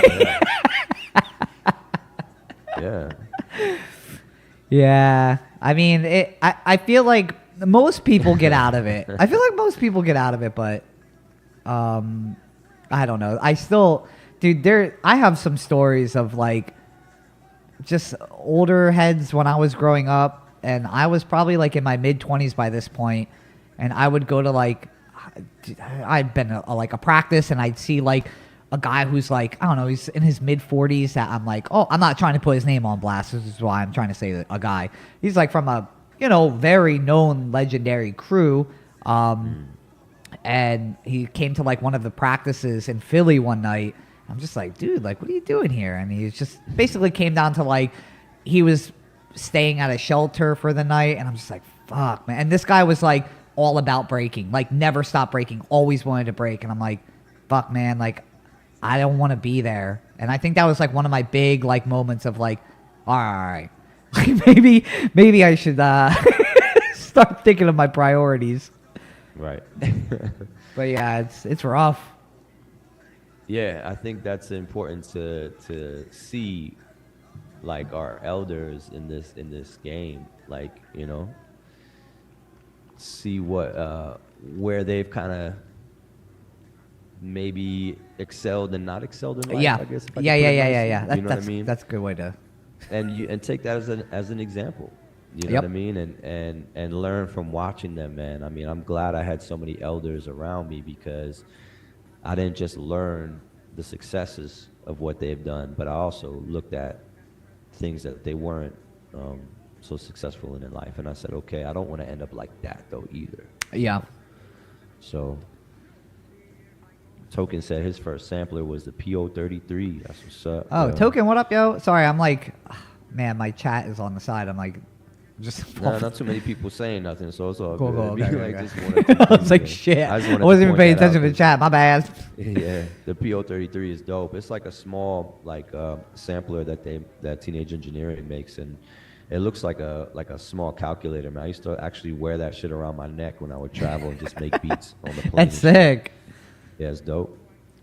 It's real dope. Damn. Well, yeah, anytime I would see, I saw you had a, what's it called? I think it was for your fashion, for your, maybe when you were putting out a shirt or something, but you had like a mannequin like in an air flare position or something. Oh, like, yeah. Yeah, that shit was dope too. I remember I saw that and I was like, I don't know what's going on here, but this shit's dope. But then I saw it was for your clothing stuff. Yeah, so I turned my studio into a showroom. So I basically, like, for the launch of the T-shirt, I just had a live like music session, and then suspended a mannequin from the ceiling doing an air flare That shit was sick. with the shirt on and shit like that. So Yeah, that shit was dope. yeah, it was cool. I mean, see, that's what I'm saying. Like, things can branch out so much further than, simply just showing up Yeah. and battling with each other. I think that's the foundation of what we do. But like, when I say like it's inside of you, and then it branches out into your fashion, and then it can go even further into an installation. It can go further into architecture. It could go into music. It can go to everything. So however you express your style or your version of what you think that is, it can cross all mediums. It's dope. Yeah, I think Token like said, what was the synth you were talking about? The mini one? Oh, the OP1, the original OP1. how long have you been making beats for? And does it help your breaking? Does making beats help your breaking? Bro, 100%. I think listening to music was the first thing that helped my breaking. The second thing was manipulating music. And I mean that by, even if you just learn simple juggling on the turntables, like something about bringing the beat back on time is really important. I mean, that's a big deal, honestly, if you think about it. Even prior to producing anything, like just learning how to at least DJ a little bit. I remember when I did that 7 to Smoke, man, and people were like kind of bugging because they thought I knew what record was coming next. Like I was in cahoots with the DJ or some bullshit like that. But first of all, I know so much music. Like, if you ever seen like something like Name That Tune, right? They play like the first 3 seconds of a song, then they cut it. Yeah. And if you listen to music enough, I mean, you'll know just based on the certain instruments or like that one snippet of that melody, I know what record you're playing. I know the hit of that first song. Yeah. For the most part, that first count, I know it. But on top of that, if you understand DJing even a little bit, in order for that record to keep going, the DJ has to bring in that next track on the one. Mm-hmm.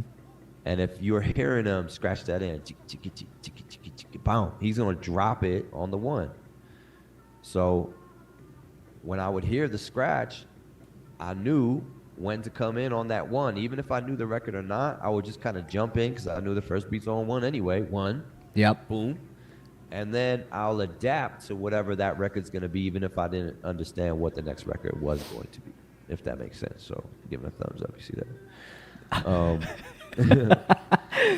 Yeah, I think that that's just common kind of music knowledge there. But yeah, I think that also like is a big factor of why everyone like.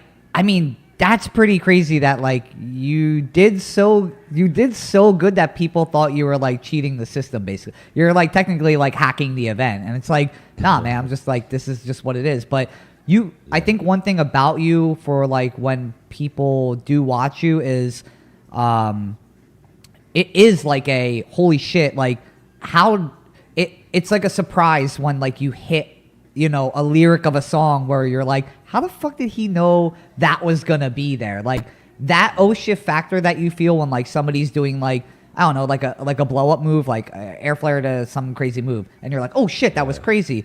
Like I get that oh shit factor with you catching something that I'm like, dude, how the fuck does he like know this song by heart or something? And like it wasn't just one song, it was like all the tracks. And it's not just that event I'm even talking about. I'm talking about like anytime I see you like get down, like you dissect the song more original and more deep than like most people do it. So that effect of you is a blow up itself, like watching you do it. And I think that's why a lot of people are like, holy shit, man, like what's going on with this guy?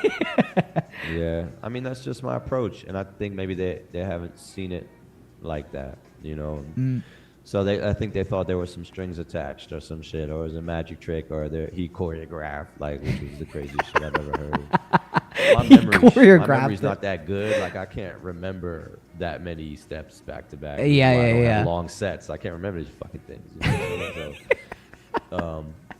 But I remember music. I remember tone. I remember things like that. And on top of that, I play, right? So going back to Token's question, like making beats, I think wasn't until early 2000s, but prior to that, I played instruments. So I played percussion, I played clarinet, I played saxophone, and some piano. And I think if you understand music on that fundamental level, you really hear those layers. You know what I mean? A little bit, probably deeper than the average ear, I would say. So there's certain sounds that I'm just listening for almost in a way, and then I hear them louder maybe than others. So when I'm dancing, that just kind of comes out of me in the moment. So, and I think like this goes back to like me and Flag talking like the other week where we talk about the music in like today's scene with people producing beats, and like the way I think about it is like when you hear songs from like the 70s, like funk songs, and how many like layers there are and how much detail and how much little things there are to play with versus like the competition music that people are producing today, and there's like fucking like 3 layers to it to like kind of deal with it. Like it almost puts people like you at a handicap because there's not really anything to go off of besides them 3 layers. And not only them 3 layers, but it's like it gives that other person like in the battle, like that's why I feel like I see the same shit all the time, is like because they're only playing with the same each breaker is playing with literally the same 2 or 3 layers, and that's it. And I'm like, all right, there's only so many fucking handstands to the accent of this song that I can take, right? Versus like watching you getting down to like, a song from like the 70s, like seeing you get down to a track with like with many layers, and it's like you just bobbing your head to like a ha ha ha ha is like, and I don't know that is there in that layer, like that will trigger like, holy shit, man, like that's crazy.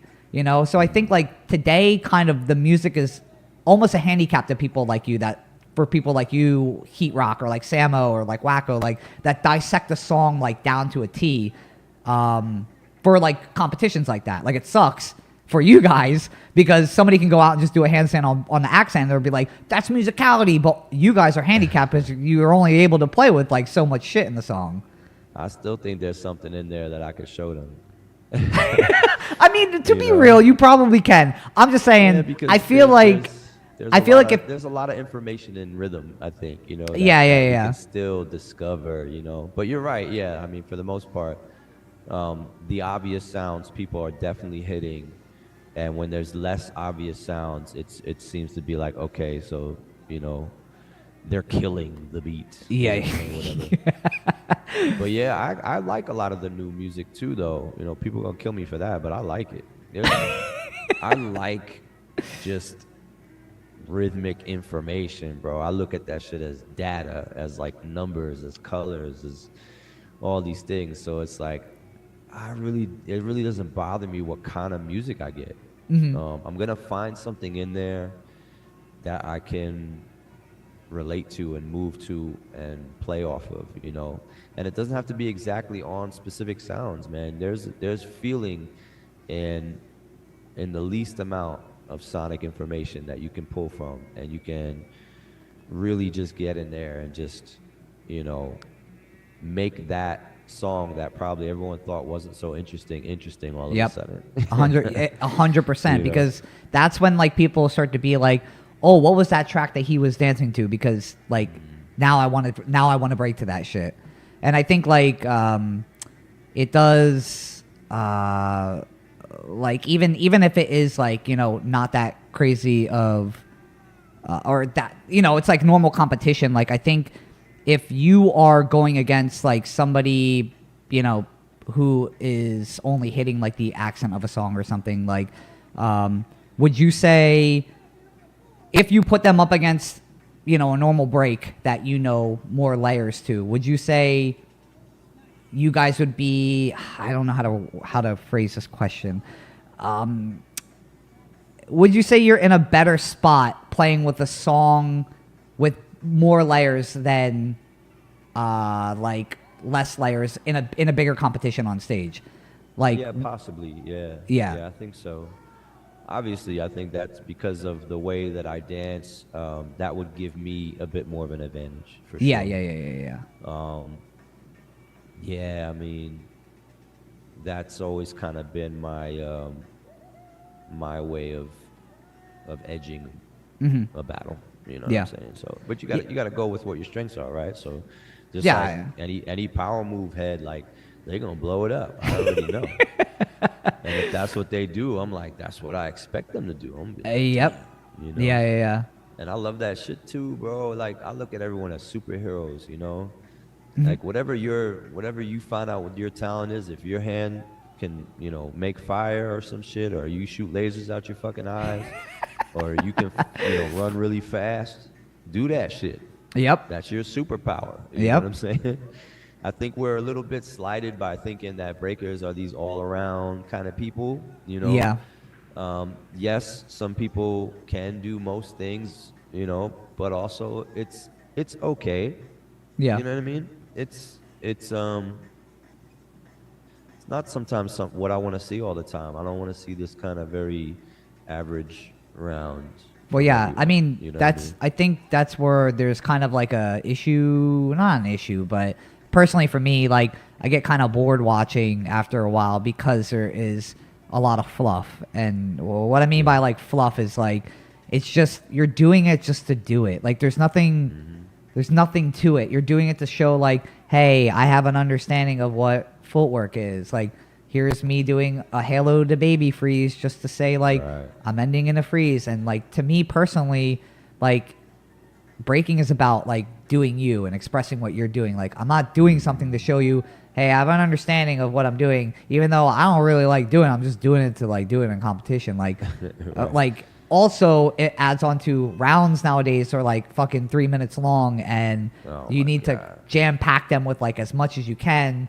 When like we were like competing, it's like, yeah, maybe we had like a little bit of longer rounds, but our round was no fluff. It was Like, if we were going out, it was all of our shit. Like, we had maybe, like, a fluff here and there, but, like, if you watch it, like, 90% of our round was our shit that we created, 10% fluff. And I think today, not everybody, but a lot of it I see is, like, 90% fluff, 10% of what you're creating that I've never seen before.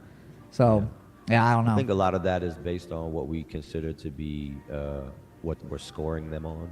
Yeah, Right? yeah. It I definitely, think definitely. Our judge systems are creating these types of dancers. You know what Yep. I mean? And when I feel like, but with I don't know, with people you remember, man, you remember the exceptional.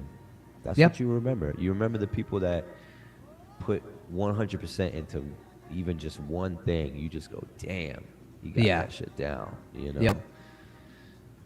And you know, if that's not the way people want to do this dance, that's fine too. You know. And I'm not just saying like all I do is fucking top rock either. You know, I don't. But like, it's the one thing that I know I'm good at, so I'm gonna lead with that every time. You know. Yep. It's not like you're gonna get into a fight and you're a boxer, and the first thing you're gonna do is start throwing kicks. You're gonna box, bro. Yep. 100%.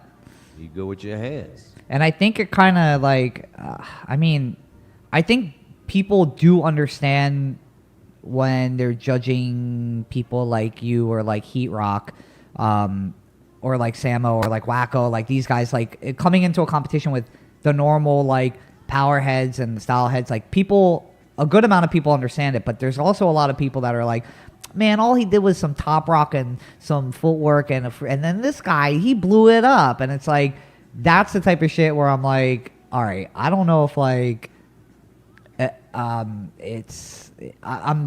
basically it sucks for like stages like the Olympics, right? For like you guys have an opportunity in like bigger events or like the Olympics or something. Not saying you want to do the Olympics or anything, but like for people focusing on more of like the smaller visual effects, more detailed effects for on a big stage, because people won't notice the smaller details versus like the people that are fucking doing double backflips or like floating in midair. Like, I think that kind of sucks for you guys because that's where it's at right now. It's like, I don't think the Olympics is focusing towards people like you, when personally for me, like that, you're like, tops can be just as powerful as fucking somebody doing a double air flare that everybody wants to see so bad. Like, you know, it has the same effect for me, but I don't think a lot of people have that effect. So I think it's like, that's something that I want to get out to people more. Is like, you gotta realize like what's going into what's going into somebody's like detail versus like just the big fucking picture that you see. Right. Yeah. Yeah. To me, it's not one or the other. I like both approaches. You know. Yeah. I think it's dope. And I think what we do, because breaking has so many aspects to it, like we are, we're kind of like the new martial artists, you know, like the UFC fighters. Yeah. You know, you got people who are good in ground. You got people who are good at striking. You got people. It's like that's what breaking in the scope of dance is to me. You know, it's all these different ways of speaking. Like I've never seen any other dance like it, man. Yeah. Really. No, I mean, I think we got ground attack, we got air attack, we've got, you know, we got all these different ways to burn. You know, it's dope as fuck, bro. Yeah, I think I talked about this like a couple of streams ago too. It's like I said almost the same thing. It is almost like the UFC with like, you know, I feel like martial arts. Yeah, I feel like it's like we're getting to a point where all this mishmashing with like all the like elements of breaking, where the top, you need tops, you need footwork, you need freezes, you need power. It's all mishmashing into this like one, like now he's like, you know how like UFC is technically like just a one type style fighter at this point, but it started with like, you know, a sumo wrestler versus a fucking kickboxer. Like, right. Like that's how it was. And I feel like where we're getting to with the Olympics making this like structure for competition, it's becoming like, not for everybody, but for competition wise, it is like a homage of like all these elements coming together where it's like, you need to be this well-rounded person now to be able to stick with these guys. Yeah. And I guess that's good. You know, maybe that is the evolution of it. Maybe we're just old fucks talking about this shit, but at the same time, you know, I know what I feel when I walk away from seeing someone do everything just pretty good Pretty good, and seeing somebody. versus someone exceptional in something. Yeah, I yeah, just yeah, go, yeah, yeah, yeah. I remember that shit, but all the other stuff I saw before, I don't remember it. I don't even. None of it stuck with me. Exactly. You know Yep. Yeah, that yeah. matters a little bit too. You know. Yeah, it's 100%. Yeah. So there's something about like building a character with this stuff too that I think is lacking a little bit, man. Like I don't know if enough dancers are spending enough time knowing who they are in that respect. Yeah. They're ticking all the boxes. Okay, that's cool, but like I don't see you in all of that though. Yeah, yeah, yeah.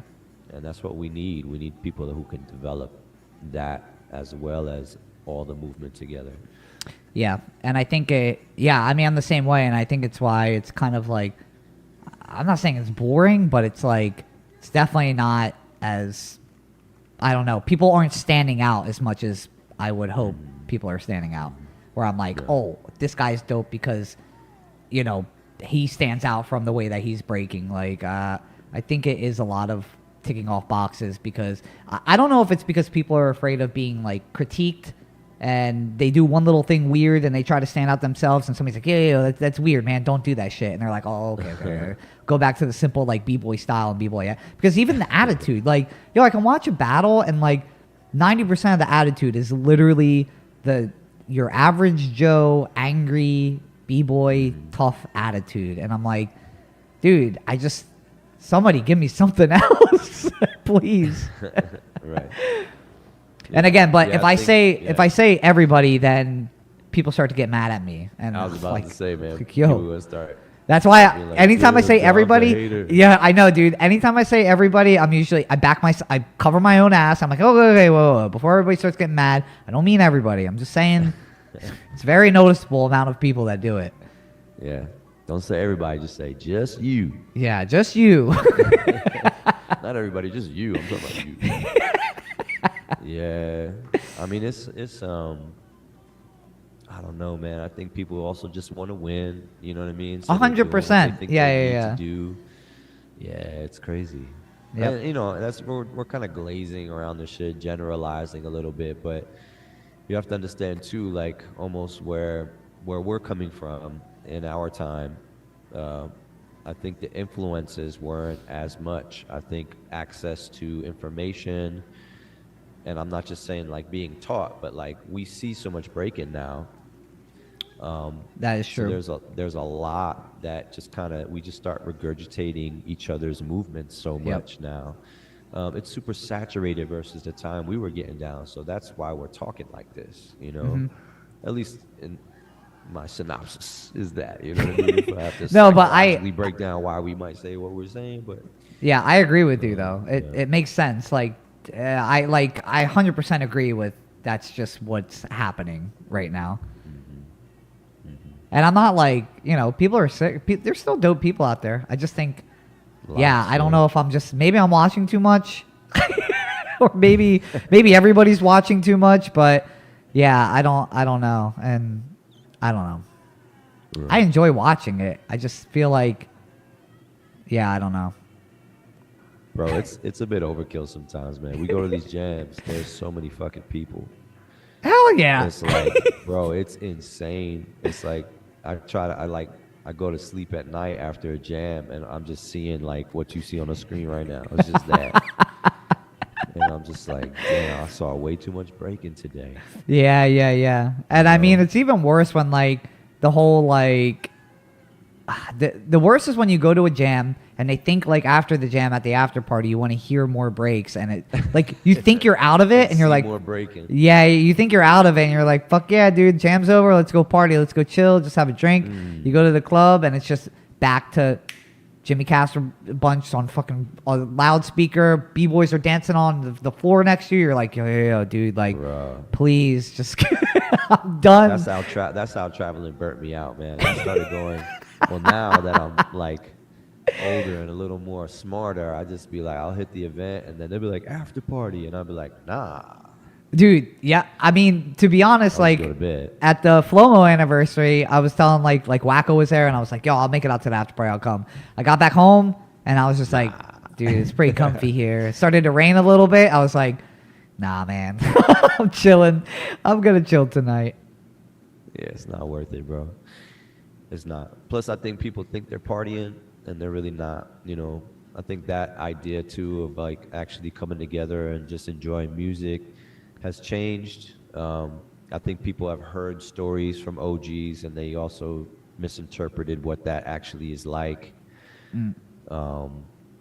Also, just like honestly, breaking for over a few hours is not something I'm used to, like just for myself. Yeah. And also I would say for an older generation too, man. I mean, I know they used to dance a lot, but like even if you know, went to certain club situations, it's not like that was all that was being done the whole time. Yeah. Yeah. It Yeah. was for a very short period of time, you know? And most people went to go meet someone, you know? So you go there, you dance a little bit, you get the party hyped up, and then you start talking to some girls or something. You know what I mean? Like, I don't know. So it's like I feel like the social aspect of it is a little bit misconstrued, man. I think, you know, like even like you say, like you have to kind of find time to sit and talk to people now through Yeah. interviews. Like, Yeah. Yeah. Yeah. Yeah. we Yeah. used to go to jams, like we would hit the jam, and then afterwards we go eat, you know. But like we'd spend more time, like talking than Yep. even dancing sometimes, you know. So it's like, Yeah. no, man.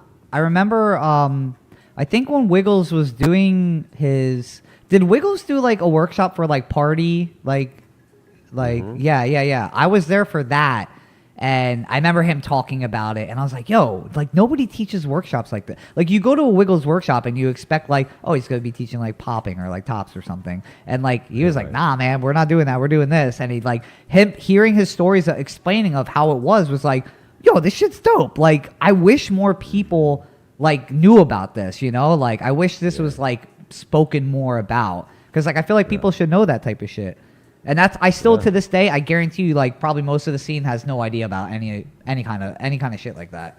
Bro, that's why I danced the way I danced. I didn't only experience certain things myself. I was listening to them talk, and they were, you know, showing me certain things within their experience. And when I say they, I'm talking about people like Wiggles. That's crazy. You know, I've toured with Wiggles. I spent, you know, lots of time with him, even with his family and stuff. And it's like, yeah, it's a different perspective, I think, compared to now, you know. And that's also why I say, like, you know, when I go teach and stuff like that, I try to bring those perspectives with me. And this is really what it is when it comes to approaching the dance. It's not just like, oh, I hear a beat, you know what I mean? And it's like, I'm gonna dance to this part of the record. It's like it's not even consciously being done in that way. Yeah. It's more like you're just accepting the signal of the feeling of the music. You understand the time period of this song. The lyrics are for a certain moment. All of that, you know, is deeper than just like, there's the horn. Yep.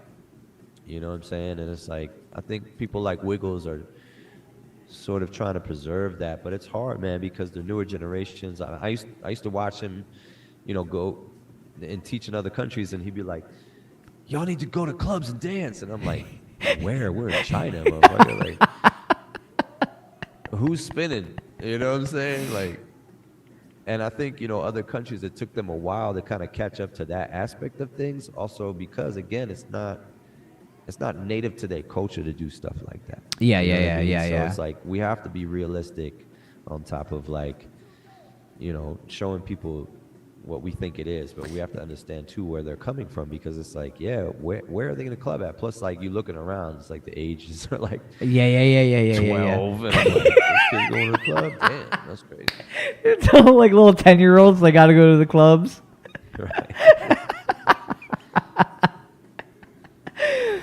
Oh my god. Yeah, so it's a lot more complicated, I think. And Yeah. But it's Especially cultural, man. explaining it that It's- way. Yeah. Yeah. I mean, it's definitely okay for like at least like when you're like a little bit older. It's dope to hear like where shit came from though, and like why they were dancing in the clubs, and like hearing him talk Yeah. about. I think he was talking about his sister who was like, Yep. like she put the heels on and was like went and like stepped on the toes, and like dude, that shit's so dope. Like hearing the stories was super sick, but like yeah, I do understand it is kind of like a culture thing as well. Like not all places are like that. And that's really where it's at in terms of like so now us, like those who are coming generations later than a Wiggles, right? We can only kind of hear the story and kind of imagine Yeah. ourselves there. But then again, you have to bring it into today. Okay, so what is that for me now? Yeah, You yeah, know, yeah. I can't live that. I can't necessarily do that. I don't know if enough people try to understand that or try to make it fit for themselves. I think they try to emulate what Yeah, they yeah. think that is, and What I think in that's the- not the way to go. Yep. Yeah, yeah. They're trying to emulate what already happened in their time for their generation versus like what's happening Right. today for our generation, what we're living today. Yep. Yeah, That makes 100%. sense. You know, and you got to, of course, you got to go learn. You got to learn from the past. That's why we want to hear these stories. We need to know, but there's got to be some sort of way you can relate that. You know, Yep. because if it's unrelatable, then it's completely out of our, understanding. So Yeah. yeah. That makes sense. JK asked, "What is Why Not's opinion on Kid David playing a Tila song during his battle round like 2 weeks ago?" A what song? Tyla song? Well, I don't know what it was. What was it? That's hilarious. No, we did an event at Texas State University because Wicket is out there teaching. Oh, I saw that shit. Like, yeah, what was Yeah. that about? What was that whole thing? So I teach at Texas Tech University, and Wicket teaches at Texas State. Now they're like damn near 7 hours apart if you drive. But our whole concept was we're gonna do a regular event, but then we're going to give an experience to our college students by having them battle each other at an event. Sick. So that was like the exhibition battle that happened before we did the finals. We just brought up, actually 4 colleges got involved. So you had UH in Houston, you had Texas A&M, you had Texas State and Texas Tech battle each other. And Kid David was on the turntables. Oh, really? Yeah, which he's dope at that. But our students are not all breakers, right? Yeah. He was just playing all different types of music, and he just so happened to put Tyler on when I came out, and I was like, So I was like, yo, I actually got on the mic after the battle, and I was like, what's the odds of Kid David on the turntables, and then Why Not coming out and then dancing to Tyler? Like, you can't even make that shit up. Is there footage of it? I hope not. Oh, I'll find it somewhere. But probably, yeah. And I'm doing around like normal, but in my head, I'm like, this is not Goddamn. what I should be breaking to right now. Yeah, because Yeah, I saw all the videos of you guys out there, and I was like, oh shit, something looks like it's up out there, and like, Yeah. what was happening? I was like, I don't recognize any of these people here or anything, but everyone looked like they had a fucking awesome time. It looked like it was fun. Dude, it was cool. Even at this event that you're showing right now, this was just last weekend. This is at UCSB in Santa Barbara. And so let me just preface it with saying, like, there are people who teach in universities, right? Such as myself. There's other people in other states that are like kind of moving into the higher education realm for dance in terms of hip hop. So there's people over at UCSB that I know, and also through Creation Global, which is something that was started by a couple people that I know out in the Chicago area. Also Kelly Foreman is a part of that, but King Charles, who does Chicago Footwork, is a part of that. And I'm on their board for a company called Creation Global, which is something that like brings dance education to different schools and different communities. So we're connected through also UCSB. I taught there over maybe, I don't know, 10 years ago. Damn. And then through our organizations, we managed to throw this event. But again, there was another component for students to also battle. So they did a 7 to Smoke of representatives from like local schools in the Santa Barbara area that were high schools also. So they battled sick, for sick. their own kind of thing. It was dope to see like the rest of the breaking community hang out and support that, because also some of them are their teachers. That's sick. That's dope. You know what I mean? So Yeah. it was cool, man. Yeah, we're really trying some different things, man, and getting involved in different stuff. So it's dope. JK said, but for real, I was part of the exhibition and it was a great experience. The college scene on the East Coast has been popping off. Hopefully the scene in Texas can start being more connected. Yeah, I know over on the East Coast they have a whole like college circuit thing over here, which is crazy. I mean, but I'm going to be honest, when I see the college battles happening, they look like they're having more of a good time than the like actual like breakers, like the, you know, the more that have been in it for longer. Like they look like, all the colleges look like they're just having fun. They're having a good. I think I saw another battle too recently, like probably like a week ago, of somewhere in Korea or something with their a college or something out there, and the kids look like they were just having a fucking great time. And I'm like, dog, this is where I want to be. I want to battle in these these battles. Yeah, I'm sure they were having a good time. I mean, you know, they're not fully immersed into the scene like we are. But I think when we kind of bring those two communities together, it makes for a really interesting energy. And I'm also hoping, like, the bigger picture for me is that people get to really learn from each other. Like, I'm looking for ways for our community of dancers, people who really take breaking very seriously, to think about taking a path of education in some form or fashion. I'm not telling them to go to school if they don't want to. I'm not saying to put up a bunch of money for an education if that's not what you want to do. But there's ways to get education. There's also ways for them to become educators if that's what they want to do. So I'm trying to kind of bridge the worlds in some sort of way. I think a lot of people are. So I'm finding more and more people who are interested in that. We're looking to, you know, collaborate and work together on things like that. And who knows, maybe, you know, in the future there will be a full-on like college circuit. I do believe it's possible. We have at least 50 colleges in 50 states. Yeah, I think it's many more than that. But I think it's fully fucking possible. I think it's definitely possible to do. And I think it's like dope how like schools are getting involved with having like, you know, this dance like being involved with stuff now, because when I was growing up, it was like a rarity to like see like hip hop or like any kind of like breaking or any kind of education being taught in colleges, and like to hear it, this is what it's going on now, is like super fucking sick to hear. Like, and I think it's needed though, especially with like breaking. Like, I think we need people to educate and like to like help people. And I think what you just explained was happening with bringing, you know, the colleges to like the actual scene.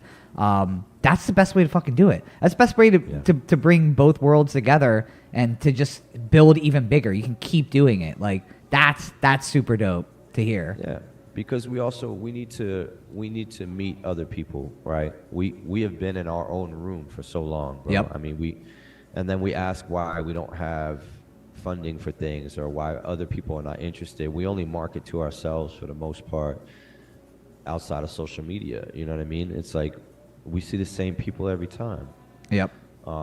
But also, like, there's a network out here for us, man. Like, you know, when people say, yo, how come we don't have, like, you know, I think there's this image of, like, hip-hop being almost like the movie Wild Style, you know? Like, not every place could be like The Gathering, like we explained, where people are MCing, and then people are breaking, and then people are writing graffiti on the wall right next to you. That's not always a thing that could happen, right? Yeah. But I ask people, like, okay, if you're interested in having graffiti at your event, do you go to graffiti events? Do you support MC battles? Yep. Have you been to anything else besides breaking events? And why should they come here to see us if we don't see them? Yep. That's one aspect of it. The other thing is I also believe that breakers can become more, or can be more than just breakers. You can be a great b-boy and be an engineer at the same time. You can be an amazing b-girl and a graphic designer. You can do all these things. Yep. You know, it's not a choice to do one or the other. You can absolutely do both. Most of the young students that I claim as my students, when I said like I can claim them as my students, because I taught them life through breaking. And I told them they can go to school, they can do whatever they want and still be dope. Yep. And it's about structuring your time and knowing what's possible, and you know, having your priorities in the right place and all of that stuff. So if there's any message that I'm gonna fucking say on a microphone, it's that. You know, and I hope that's something that, you know, other people would get interested in. And if you are interested, hit me up. Yeah. No. It's the truth though. Like I think a lot of people think like this is all it is. Like breaking is like you got to go 100% or you don't break at all. Like what's the point of breaking if I'm not practicing for 8 hours a day? And like it's not like that at all. Like you should be doing something else like on the side. I mean, I'm not saying like, okay, give up on your dreams or anything, but like just have a thought of something else on the side. Like don't limit yourself to just this. There's so much more you could be doing. And it is, to be honest, like after competing for fucking 17 years straight basically and traveling, like I do regret like not putting time into other shit sometimes, where like I spent a lot of my time breaking, where I'm like, shit man, like when I was out in like this country, I could have spent 3 hours like going on a hike and like seeing some other shit, or like just doing something else and sitting around and then waiting to break, or like, you know, just breaking. So yeah, I mean there is more to this than just breaking. Like, and I think people do get stuck on that, and a lot of people get stuck on that. I hear people dropping out of school for it. Sometimes, cool, maybe somebody can make it, but it's fucking super rare to like get anything out of breaking that's gonna be worth it to like drop out of fucking school. It's like it's 100%. Yeah, it's crazy. I just also think that people just think it's not possible, but it's a complete, bro. I have a master's degree, bro. Ah, it's crazy. I'm 43 years old. I could have had my PhD by now if I really wanted to go that fucking far. If I wanted to. But it's like, you know, I think we limit ourselves by not thinking we can do any of that shit. It's totally possible, you know. And honestly, man, if you're somebody that practices all the time and you say that you do this and you do that with breaking, you better fucking be good, bro. You better be good, bro. Yeah, that's the thing. I'm talking like... Yeah, you better be... If my footwork is better than yours, you have no excuse, bro. Yo. Seriously, I always think whatsoever. that. When I hear about people like dropping out of school or something to break full time, and I'm like, dude, this is not a good idea. I've stopped a couple of people before they made that bad decision. Where I'm like, yo, you gotta think. Like, I know Toys had like a student or two of his that was like talking about dropping out of school, and Toys like, yo, listen, man, you're not that good, and dropping out of school is not gonna help you, bro. Like, you gotta like really think your options. Luckily, you didn't drop out of school or anything, but like, yeah, like there's a lot of people that think if they put all this extra time in the breaking, they're just gonna get it. Some people, dude, I've known some people that have been dancing for like fucking 15 years and literally are still in like top 16. I'm not saying they suck, but I'm saying like if they're trying to like make like a living off of this shit, like it is it is not the right thing to do, is to like give up on everything and only focus on breaking. It's not worth it. Yeah. And real mentorship, you know, those people will teach you how to succeed at life, man, you know. And again, if you're succeeding at life, you will start succeeding in all those other things that you're trying to do at the same time. When your life is bad, man, you'll be good because you're gonna run off of that steam of necessity and hunger, no doubt. But you can't keep that up. That's not sustainable energy either. Yep. You know, you got to figure that out, what that's going to be for you. And that might shift and change with the seasons. But you got to let it shift and change. You got to be aware of where it's at. You can't just burn the fuel out. Yep. And that's it. 100%. You'd be done.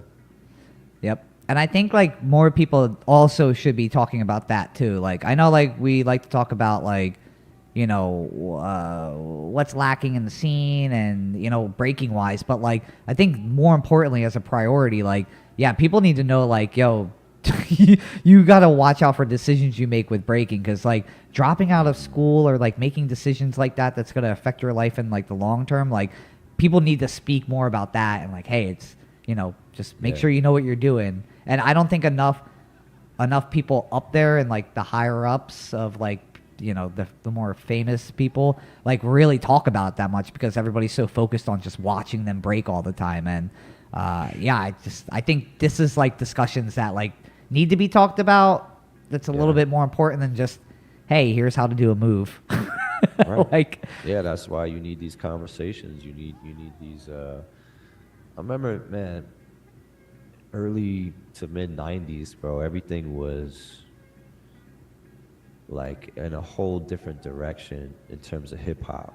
You know, like if you've been to any Zulu anniversary, Rocksteady Crew anniversary,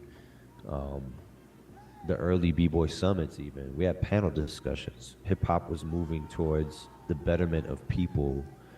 It was about upliftment. It was about empowering. It was about anti-establishment. It was a lot.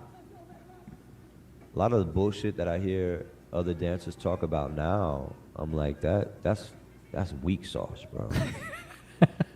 That shit ain't going nowhere, and you're actually not helping anybody, nor yourself, which is not the way I remember the energy of hip hop being back in the day. yeah.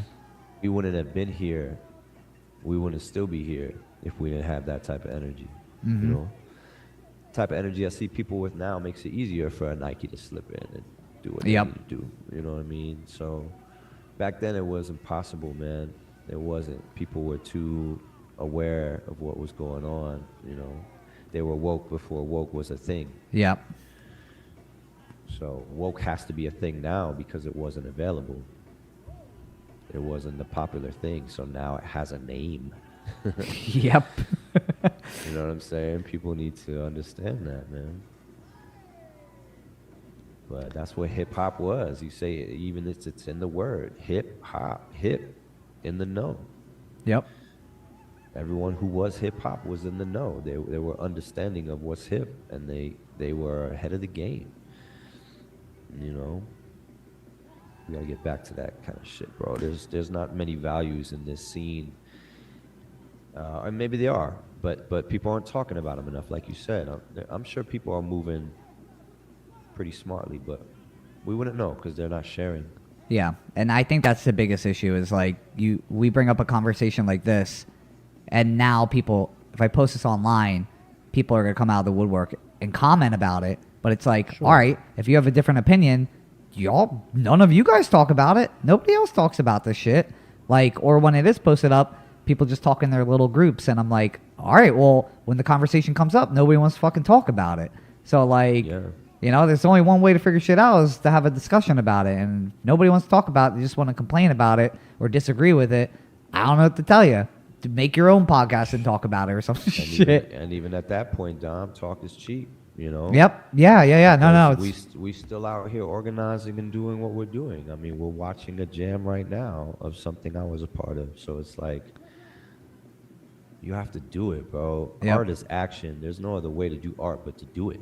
Yep. You know, you can talk about art all fucking day, but art is do. That's the whole point of that word. And it's like breaking is a similar thing. You have to break. If you don't break, you know, you're just talking about breaking. Yep, that's all it is. And that's why, like, sometimes I hear people with, like, some people with the biggest mouths, they don't even break. And I'm like, yo, like, I don't even want to respond because I have no idea, like, what the fuck you're even doing in this conversation. Like, I feel like some people, like, some people slip into the community in, like, different ways than breaking. And I'm like, yo, I'm just saying, like, yeah, do you break or are you, like, you sitting on this? Yeah, it's a lot of talk. I mean, I know you like. That's what separates. That's why like the do is so important. You know, anybody could talk. Yeah. I mean, Anybody could buy a fancy microphone and talk, but it's like the doing, and you want to hear from people too that have done. You want to hear that. You Yep. know, they talk differently. yeah, and I think it's another reason of why I still like am. Where'd you go? Oh. To get my charger. Oh, we'll go for yeah. It is getting fucking late. I didn't want anyways. to interrupt. But We'll go for like another like 10-ish minutes. Because I'm sure my fucking fiance is like, what the fuck are you doing down there for so long? But I just want to talk to guys. that's usually what she says. It's like, oh, you're gonna talk to dudes down there? But it's like, yeah, well, it could be worse. But You don't understand. You don't.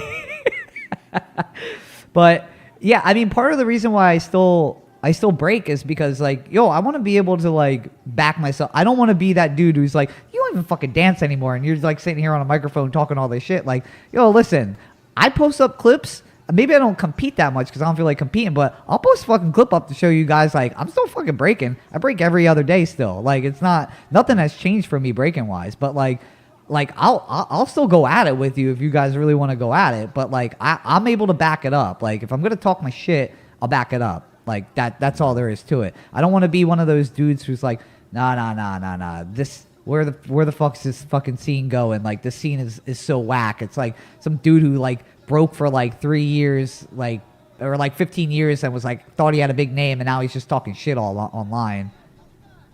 But what are the synth? Oh wait. What was the synth you were talking about? The mini one. Oh, okay. You're typing it. Okay. I answered that one before.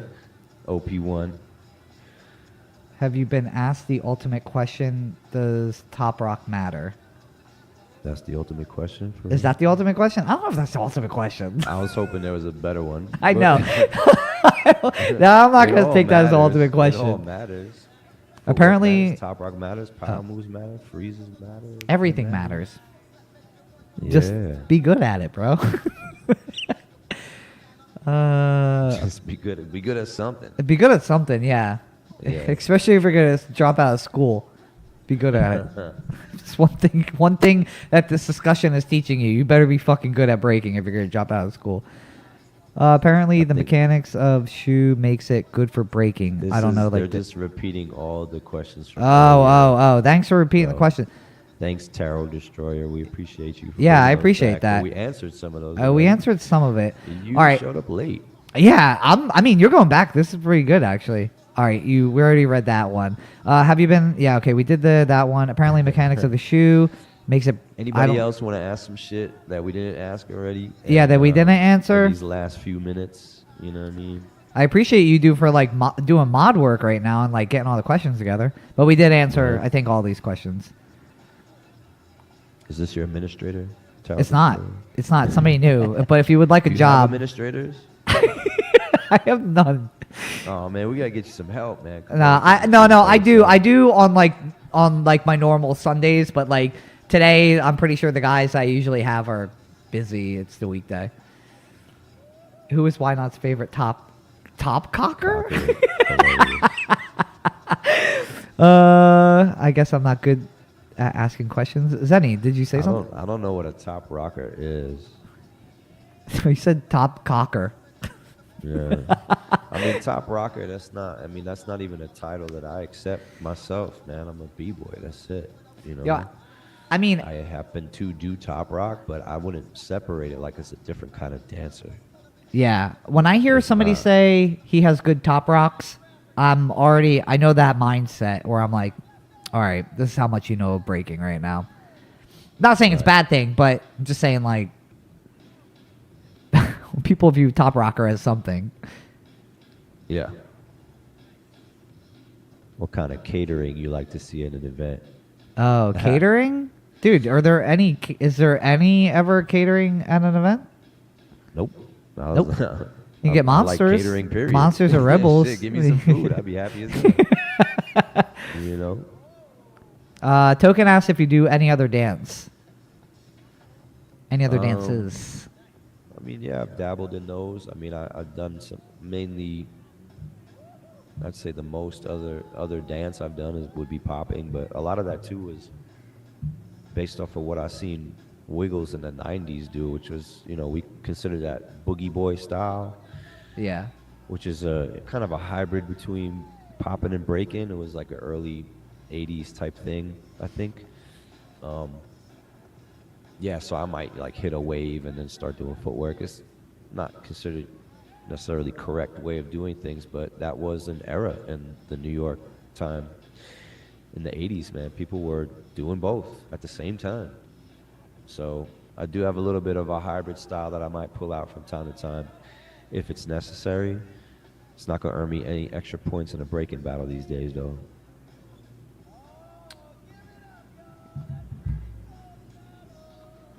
Bro, it's the same thing as saying power mover, footworker. Yeah. It's the same exact thing. What is this guy? Exactly. Okay, this guy's just fucking trolling at this point. There isn't, so there should be. He's Yes, just I trolling. agree, Kevin. That's what we said. There should be catering. You asked what kind of catering. We realized that there's none. Yeah, I mean, to be honest, like, even when you get flown out to a jam, the catering is fucking pretty damn bad, too. Yeah. Yeah. You live off some bread. Of the accommodations are real trash, bro. I've been to some catered events below, but they're thrown by local communities. You know what I'm saying? Sometimes their family members are cooking and shit for the That's dancers sick. and stuff. That's super dope.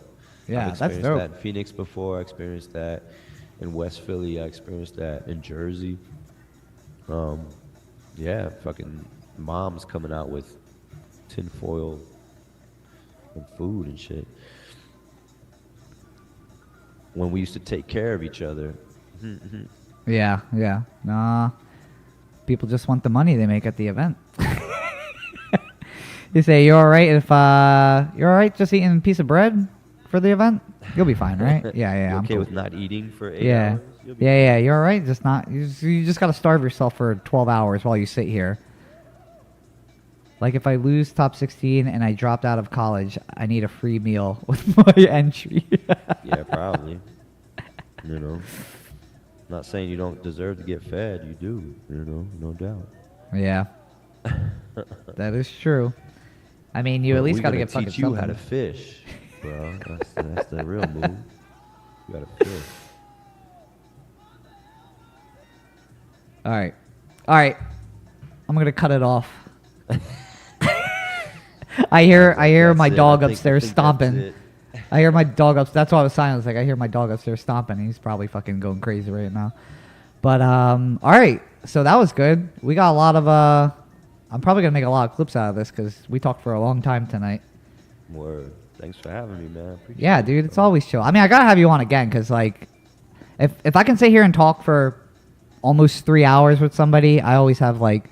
That's the good conversations I can have, right? I don't really need to like sit here and think about like what I need to say or like, oh, all right, awkward, weird silence into fucking something else.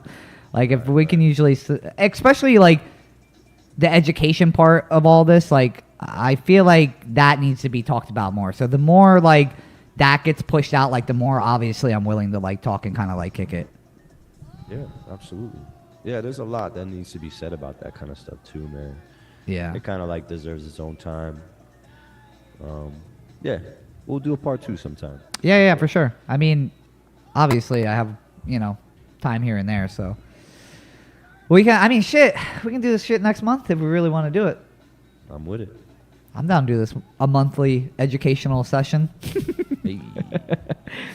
But all right, everybody, thank you for coming out. Everybody, thank Why Not for coming out. Thanks to people who drop questions early, people who are in the chat. Even if you're trolling, we love you too. Don't worry. Your life matters. But outside of that, yeah, I guess I'll see you guys on Sunday. Sunday, I think I'm gonna do one with Wacko. I just gotta make sure I'm gonna be home because I'm going to DC the night before. But if I am free, we're good to go. 6 o'clock on Sunday with Wacko. We'll have a little chill session as well. But for now, why not? Appreciate your time as always. I'll hit you up in the DMs and see what I'm gonna post up before I post it up, just to make sure you're cool with it. I don't want to post up something you're like, yo, take that shit down. You're like, oh, why did I say that? Just waiting for fucking trolls to get on it. But all right, y'all.